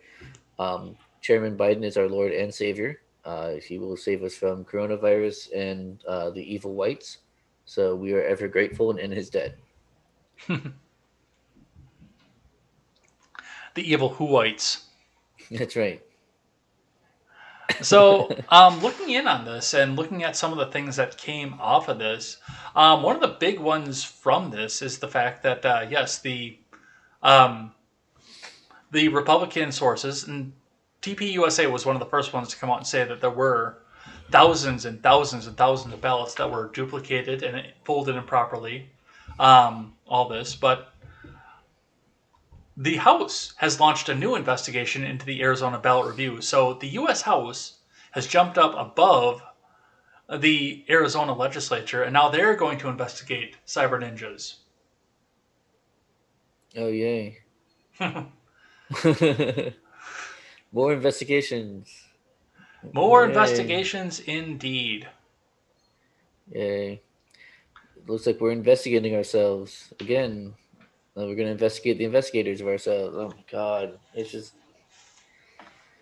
I mean, I get I definitely want to find out, like, joking aside and stuff, I do want to find out, like, what amount of voter fraud may or may not have happened, which of course it didn't. But at the same time, I don't trust anybody involved in this. Like, I don't trust any of them to tell me something accurate. I expect them to both tell me exactly what they think that I want to hear. Yeah. Well, that's one of the things, too. And I know that one of the Arizona state senators said that, well, with what we saw with the 74,000 improper ballots that I still have not had verification for at this point, that means that that we need to come back and install Trump right away. And I'm like, dude, that's not how this works. Right. You're doing this audit to see where the weaknesses are so you can shore them up for 2024. Oh, yeah, let's fortify harder. We fortified the election. Let's fortify it harder. I mean, you're starting to see also where some of these things can go wrong, and that's why we're seeing some of these voter ID laws, the photocopied voter ID laws that you can't go to Kinko's to get your photocopy done for. Oh, that's right. Yeah, because no, wait, am I too stupid to, or am I too far away from one? I can't remember. Too far away. Too far away. Okay. Fair enough. Too far away from a Kinko's, which I don't even know. I think I'm too far away from a Kinko's where I am, and I'm in the suburbs right now. Like, I don't even know where a Kinko's around me would be. Well, when you find one, let me know, because they got bought out by FedEx Office in 2004. Oh, well then that's probably why I can't find one. Well, there you go. So what the hell? You're going to be looking for a long goddamn time if you want to go find a Kinko's. That's why I was like, wait, there's got to be one somewhere, but all right, fair enough. No. You can go find your local FedEx office, but you're not going to find a Kinko's. Maybe. I don't even know where that would be, but I'm not looking for him either, so I don't know. But yeah, I mean, if I want a copy, I'll just go to work and get one. Yeah. Because I don't have a scanner or copier at home either, but I can still go to work and go get a copy. Yeah, I mean, people are pretty resourceful. I mean, I know that Democrats have to rely on people being stupid, but that's actually just, I mean, again, not actually true.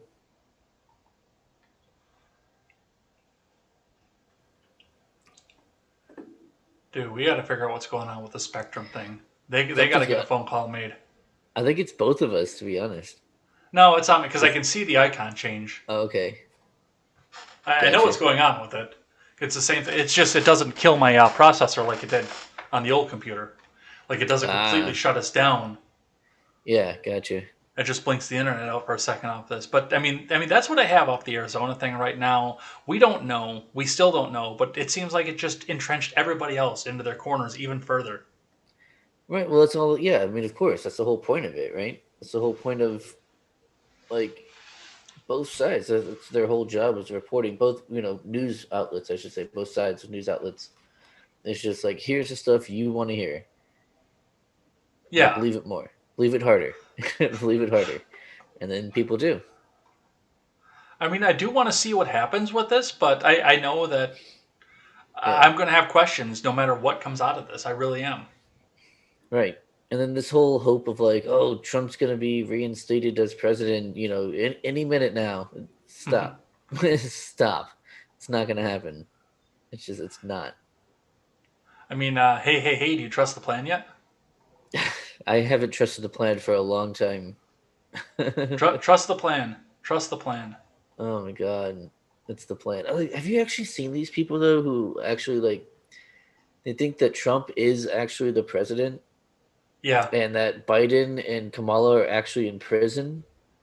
And it's like, I just don't know how you.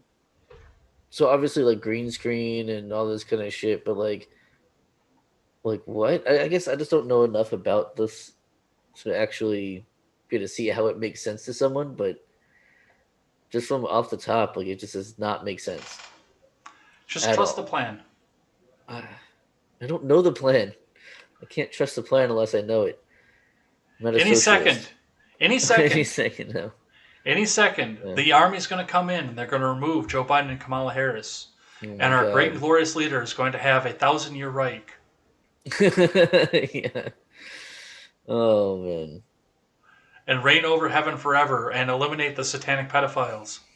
That's right. Any second now.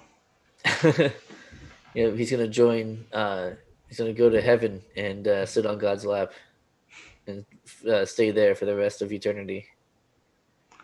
All right. Did you see some of the censorship talk that came over the weekend?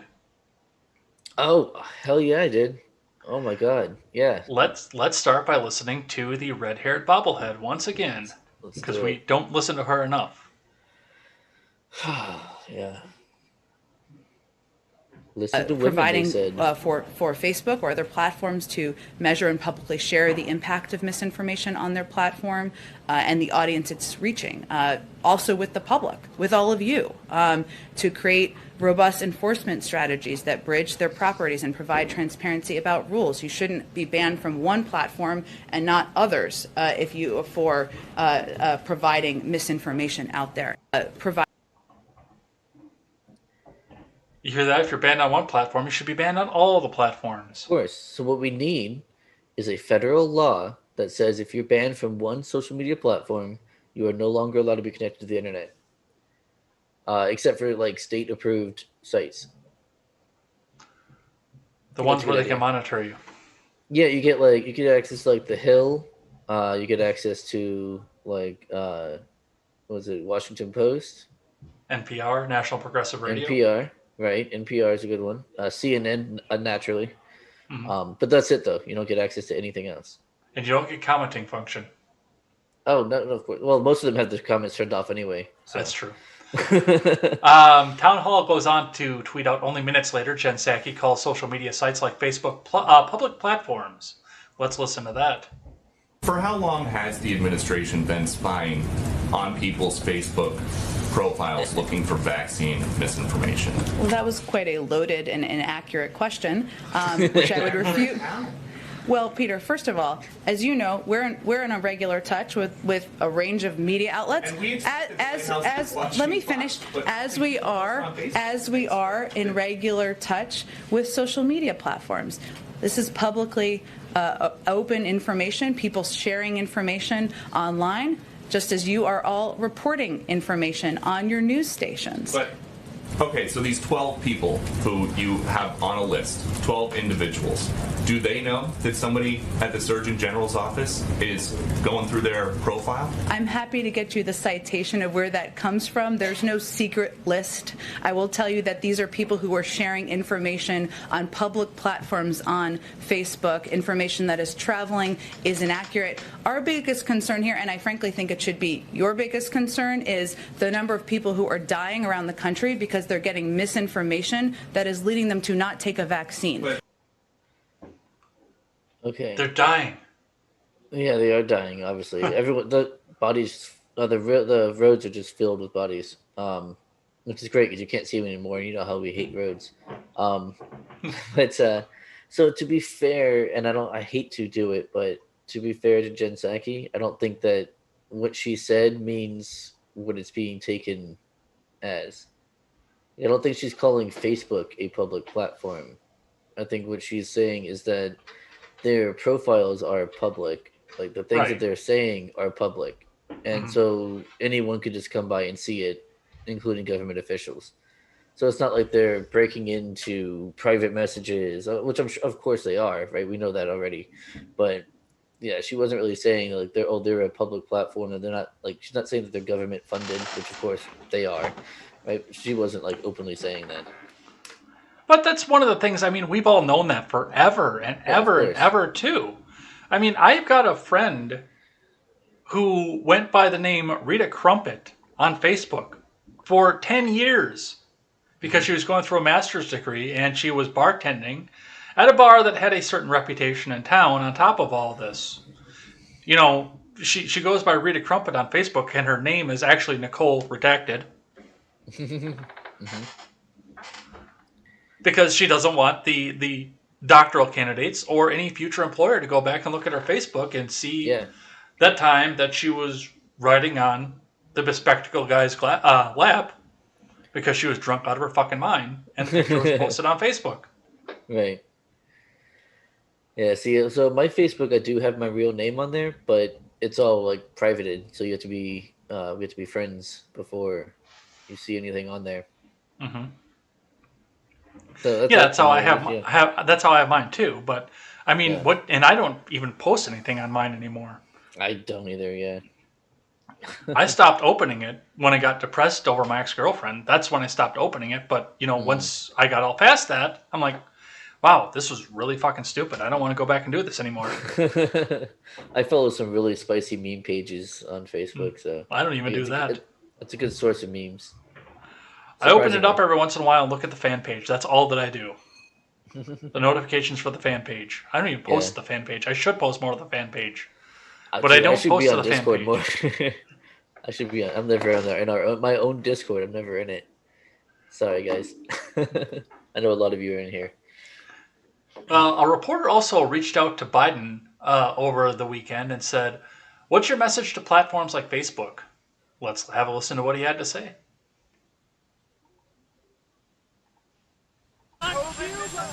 What's your message to platforms like Facebook? They're killing people. I mean, it really, look, the only pandemic we have is among the unvaccinated. And they're killing people. As Texas Democrats turn up with a fucking coof. Yeah. Well, that's not a pandemic. That is just kind of a one-off event. That's it. One of the other things that came out of this, and I know we're running up on the clock here, and I know I got to get you out of here so you can go back and do your show on top of this. Yeah. The Democrats are apparently pressuring companies to censor text messages as well about Biden's pandemic response. So I just want to read here from the Blaze briefly, which I know it's Glenn Beck and, all the cringe that Glenn Beck is. Yeah, not a fan, but... Allies of President Biden are pressuring phone companies to censor text messages that might carry disinformation about the administration's response to the pandemic. The Biden admin is taking a more aggressive actions against what they consider to be disinformation from critics on the right, according to a Politico report. Left-wing groups, including Democratic National Committee, are planning to also engage the fact-checkers to fight back against the dissenting voices. The admin faced angry blowback after Biden said on Tuesday that the government would go door-to-door to encourage Americans to get vaccinated.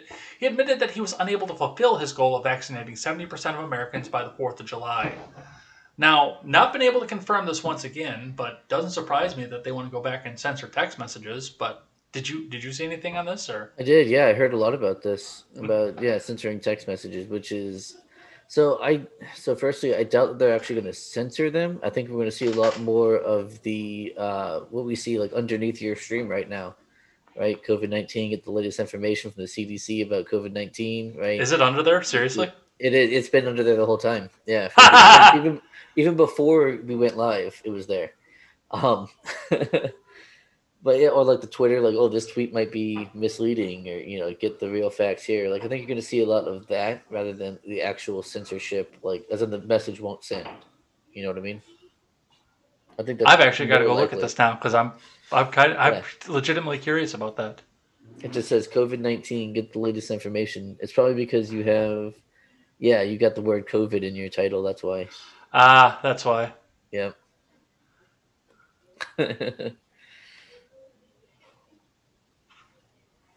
Nice. Yeah, they're not saying you're a naughty boy. They're just saying like, hey, here's where you can get the real facts about it.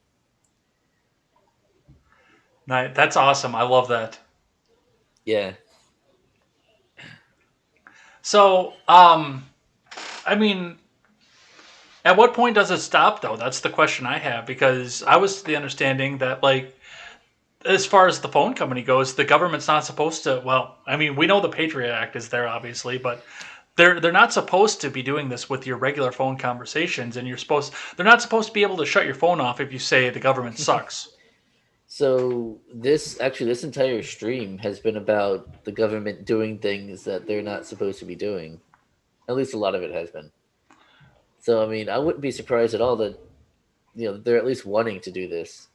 If they're even going, I don't even know if they're going to implement that. That'd be a kind of a hard sell, I think. But I mean, are we surprised that they would want to implement this? Of course they would. I mean, I'm just not so. I don't know. Maybe I'm just like pessimistic, or I don't know. But I'm just not surprised by any of these things anymore. I try not to be black-pilled on it, but I do. I know what you're saying. I really do. It's hard not to be. I mean, I wouldn't think it would happen until they say, "Hey, we're trying to do this," and I'm like, "Ah, that makes sense. Of course you are." But I'm not sitting here the whole time like, "Oh, they're going to start doing this, and then they're going to do this, and then not doing that. Not black-pilled in that way. Just anytime they're like, "Hey, here's some more authoritarianism. Here's some more tyranny," and I'm like, "Yeah, might as well." All right. I want to touch on the inflation numbers for the week, or for the month of June, rather, because they were pretty disturbing. And then Jerome Powell got drug in front of Congress again to basically say, don't worry, we're not going to change anything and everything's going to be just fine. But reading from CNBC here, inflation climbs higher than expected in June as price index rises 5.4%. Higher than expected, huh? Inflation surged in June at its fastest pace in nearly 13 years amid a burst in used vehicle costs and price increases in food and energy, the Labor Department reported on Tuesday.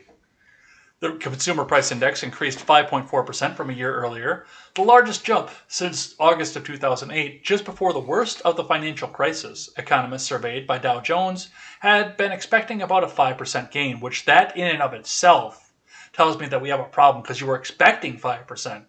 Yeah. And this is the best part of this. Stripping out volatile food and energy prices, the core CPI rose 4.5%. The sharpest move for that measure since September of 1991 and well above the estimate of 3.8%. So let's strip out the part that everybody actually needs. That everybody cares about. Food and energy. Right. We'll only take the inflation on the clothes and the vacations and the big screen TVs that you're buying. And we'll just strip out the part that everybody legitimately needs. Right. But did you not hear your 4th of July barbecue? 16 cents cheaper. That's what I heard. Yeah, that's what I heard. And now McConnell's been pushing back on this one too. He's had a couple of fiery ones here. Well, let's first go to. Shut up, you. Fox Business says today's inflation to look like small potatoes if Democrats jam through more massive spending, according to McConnell. Which, I mean, where's the lie? Senate Minority Leader Mitch McConnell warned that if Democrats push through a massive spending package via budget reconciliation, the current rise of inflation could be only the beginning. Speaking on the Senate floor Tuesday, McConnell blamed Democrats' high-stakes spending spree from the springtime for the nation's current woes, which include a 5.4% year-over-year increase in inflation. And now they want an even more absurd and more damaging summer sequel? McConnell asked, referring to plans from Democratic lawmakers to push through a multi-trillion-dollar package to go alongside a bipartisan infrastructure bill. Which, realistically, if you look back at what happened in 2008, that was supposed to happen in like 2002, 2003. Yeah. But once we start getting combat pay coming in, because, hey, all of a sudden now we have all these military people employed with really good money, they're sending it back home. Plus, we've got the entire consumer industry out there saying, go out and buy this new jewelry you can't afford and a new car and maybe a new house because otherwise the terrorists win. Right. Well, that and all the little, those tiny American flags that you can, just kind of put anywhere. I mean, that probably helped the economy out a little bit, right? The yellow ribbons support our troops. Oh, yeah, the yellow ribbons, too. Everywhere. Yeah. Oh, my God, yeah. Remember that time? I actually still have a CD of like all these patriotic songs that we got. I forget why.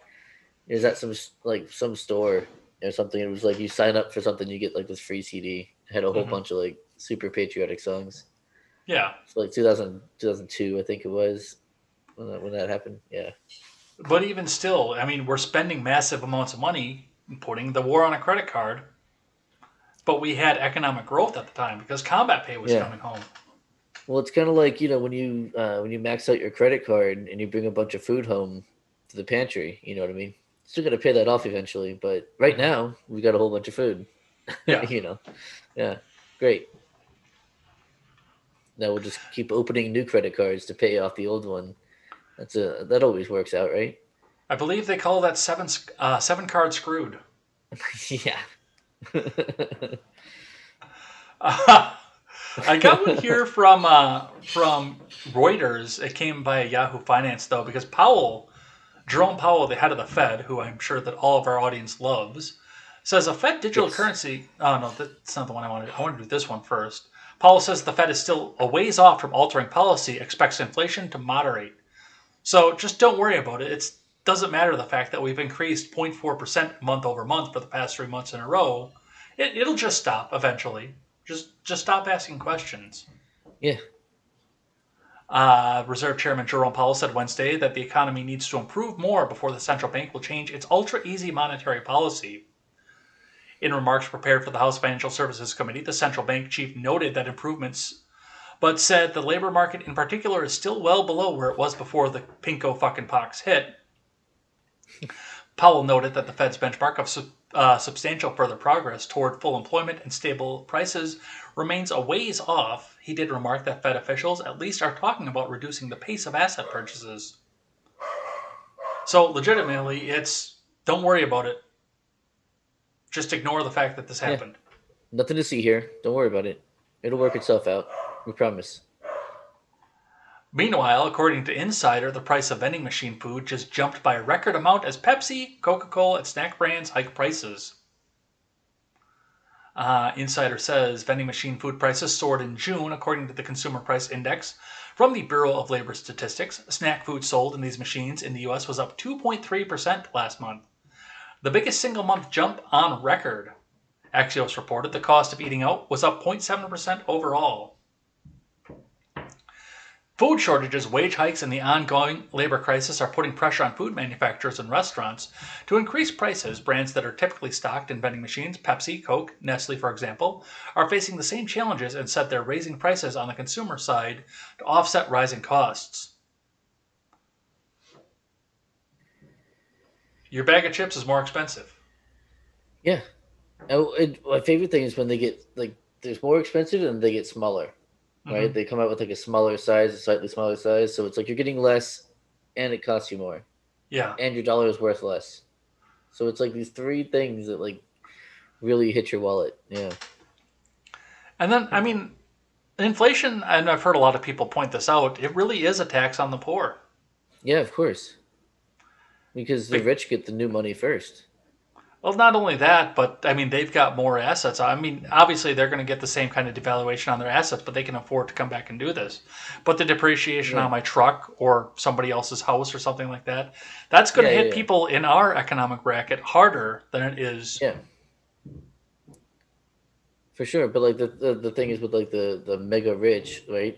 They get with the printed out the new money first before it starts going. Before the prices start skyrocketing, they get to buy assets immediately, and then those assets appreciate. Meanwhile, you and I, we don't get to do that. Right. So they actually make out better with inflation than you and I do. So we get hurt, and they actually make out. It's kind of really fucked up.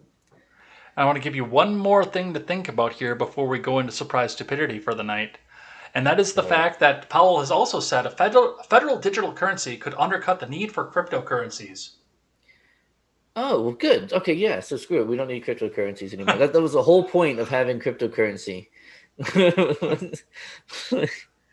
Oh, yeah, that's why we want cryptocurrency. Okay, yeah. Methinks that Mr. Powell doesn't know why we have cryptocurrency. No, I think he's being a fucking snake in the grass. I think he knows exactly what he's talking about. Federal Reserve Chair Jerome Powell on Wednesday said that one of the stronger arguments for a U.S. central bank to set up a digital currency is that it could undercut the need for private alternatives such as cryptocurrencies and stablecoins.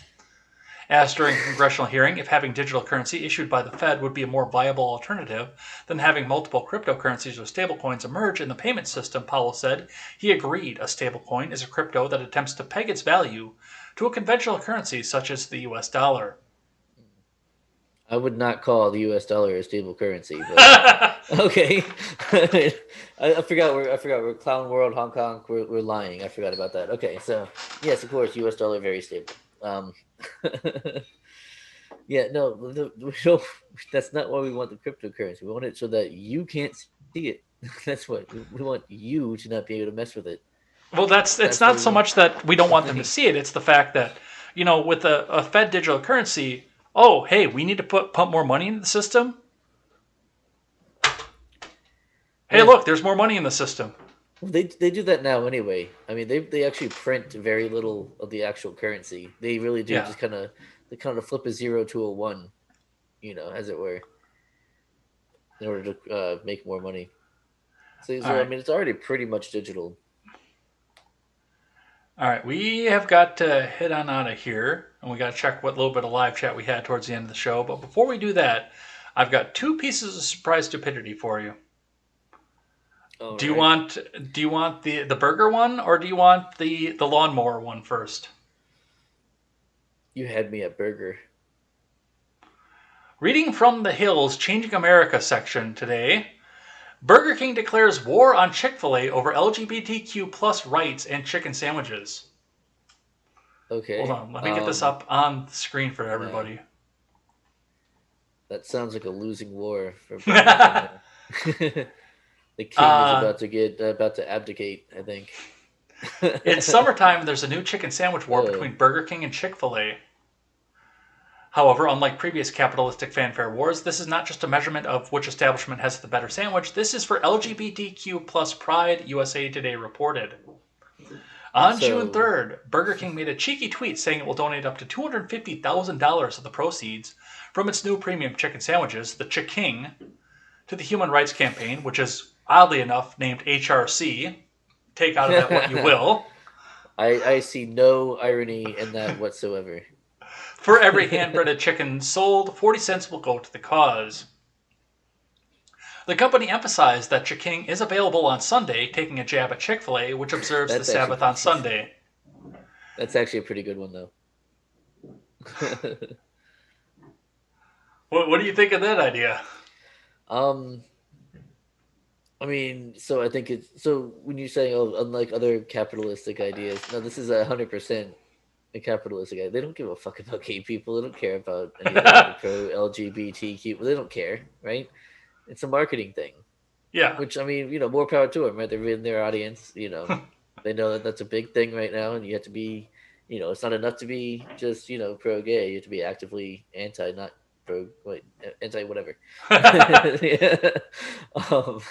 It's to be actively pro-gay, right? So, yeah, that's all they're doing, right? They're just like, we're going to give up to $250,000 to, of the proceeds from this chicken sandwich to, so you better go out there and buy them so that we can give them money because we couldn't do it otherwise, right? We can't just write them a check. So it's just a marketing ploy. And so now that one, like, we're open on Sunday, like that's actually a good jab. I like it. That was actually a good move. You thought that was a good singer? Yeah. But, that is kind of lame that I can't go get my chicken sandwich on Sunday. Dude, when do you want one more than on a Sunday? Like Sunday morning coming down. Yeah. But yeah, so I mean that's just that's just a marketing ploy. So I mean whatever, like let them do it. I don't care. And I still love the fact that they're donating to a cause, a nonprofit named HRC. Yeah. I mean, it would be, wouldn't it, though? Take out of that what you will. The other one that I have for you comes from our friends out of Texas, out of Dallas-Fort Worth, in fact. Oh. Man arrested for shooting at police code compliance crew over unkempt lawn. I'm pretty sure I retweeted this article. And as I said, based. So I stand by that. Stand by that statement. Fort Worth SWAT members arrested a man who allegedly fired at police, code enforcement, and professional lawnmowers after an hours-long standoff. Based. Police say they were because of repeated code violations and were met with violence. After 4 hours, a standoff between a Fort Worth man and Fort Worth police finally came to an end just before 1 p.m. on Friday afternoon. It all started on Cedar Springs Drive around 8:30 a.m. when police say code enforcement officers showed up to mow his front lawn. The grass under Fort Worth City Code had to be under 12 inches, which that's a lot of grass, by the way. That is a lot of grass. Fort Worth police say they accompanied code compliance to serve the homeowner with a violation for high grass. It was his 7th citation within 2 years. Dude, just mow the grass. No, fuck that. No, I'm on this dude's side. Fuck that, dude. It's a Saturday afternoon. Nobody gets to bother you, and you get to drink a beer while you're doing it. You don't need an excuse to drink a beer, first of all, okay? Secondly, no. All right, this dude wanted his lawn to be long. It is no one else's business whether or not his lawn gets mowed. No, this dude's based, and he took that. He almost took that to the grave. He was like, no, he did. This is my lawn. You get off of it. And then they came to try and force him to mow. They were going to mow it for him. He was like, no, get the fuck out of here. No, that dude is a hero. That dude is awesome. Police say after several knocks on the door, no one answered, so the mowing company hired by the city started mowing. That's when Fort Worth officer Jimmy Polizani says the homeowner opened fire and started shooting towards the mowers, code compliance, and police. He has Melissa Sandoval lives a few houses away. We heard around 5 to 6 shots, she said, and that's whenever I actually screamed because I never heard that before. Additional officers soon arrived along with the SWAT team. During the standoff, the man fired again towards the officers 2 more times. Nobody was struck by the gunfire, but it appears that some of the code compliance vehicles were struck by bullets, Polizani said. Finally, officers deployed tear gas, forcing the homeowner to exit the home. Sky 4 captured him walking under the front yard, surrendering while wearing a hazmat suit that police say they did not provide him. Yes. That is the icing on the cake. The hazmat suit. Oh man, that is incredible. Yeah. Love it. I love this dude. Yeah, I want to sit in his yard with him and drink a beer with him. That would be awesome. Well, make sure he mows it first, because you don't know what's going to be living in that shit. I'm sure it's mowed by now. All right, that's all I got. Hilarious. Let's see what these guys are saying here towards the end. Looks like we had Vega said, apparently I had the Rona, felt like allergies, pussy shit. Chilaga says same when. Vega says I've been busy other than chilling at home when I had Le Rona. Vega says base not voting and based I'll detain and lock you up. Thugs should have been a shiner. I don't even know what the hell he was talking about at this point. It's gonna be. And then he finished out and says Chilaga was about a month ago. That's when he had Rona, yeah. All right, fair enough. That's it. That's all. That's all she wrote. All right, where's the music? There's the music. All right, there it is. All right, so thanks everybody who came by and hung out with us in the live chat here. It looks like I am going to be having Natalie Bruno on next week, gubernatorial candidate for Oklahoma. So come by and check that out. She was supposed to be here this week, but I guess she double booked because she had a Facebook Live at the same time. So come back and hang out with her over here. It's going to be a fun time because I don't believe in letting candidates make a canned speech. I actually want her to answer and talk about what's going on in the news. So it's going to be a good time. I'm looking forward to that. And it looks, from talking to her press secretary, it looks like she's looking forward to it too. So come back and hang out with us for that. Otherwise, I will be back here in the morning for Contemporary. I've already got some stuff floating around here, so we're going to have ourselves a good show over there. So there's some good stupid stuff that happened throughout the day here. So definitely come back and hang out with us for that. And my guest co-host here, John, is going to be on in, just a little bit under an hour? Yep, less than an hour. 9:30 p.m. in the one true time zone. So let's go over there and check out some funny videos as well. So go and hang out with him over on his channel, The Generational Gap. There will be a link in the Discord, and I'll have some links on Twitter as well, so you can go check that out. And follow him over on Twitter. That is twitter.com/thegengapp. So go over there and check that out. Get great updates for their channel. Absolutely.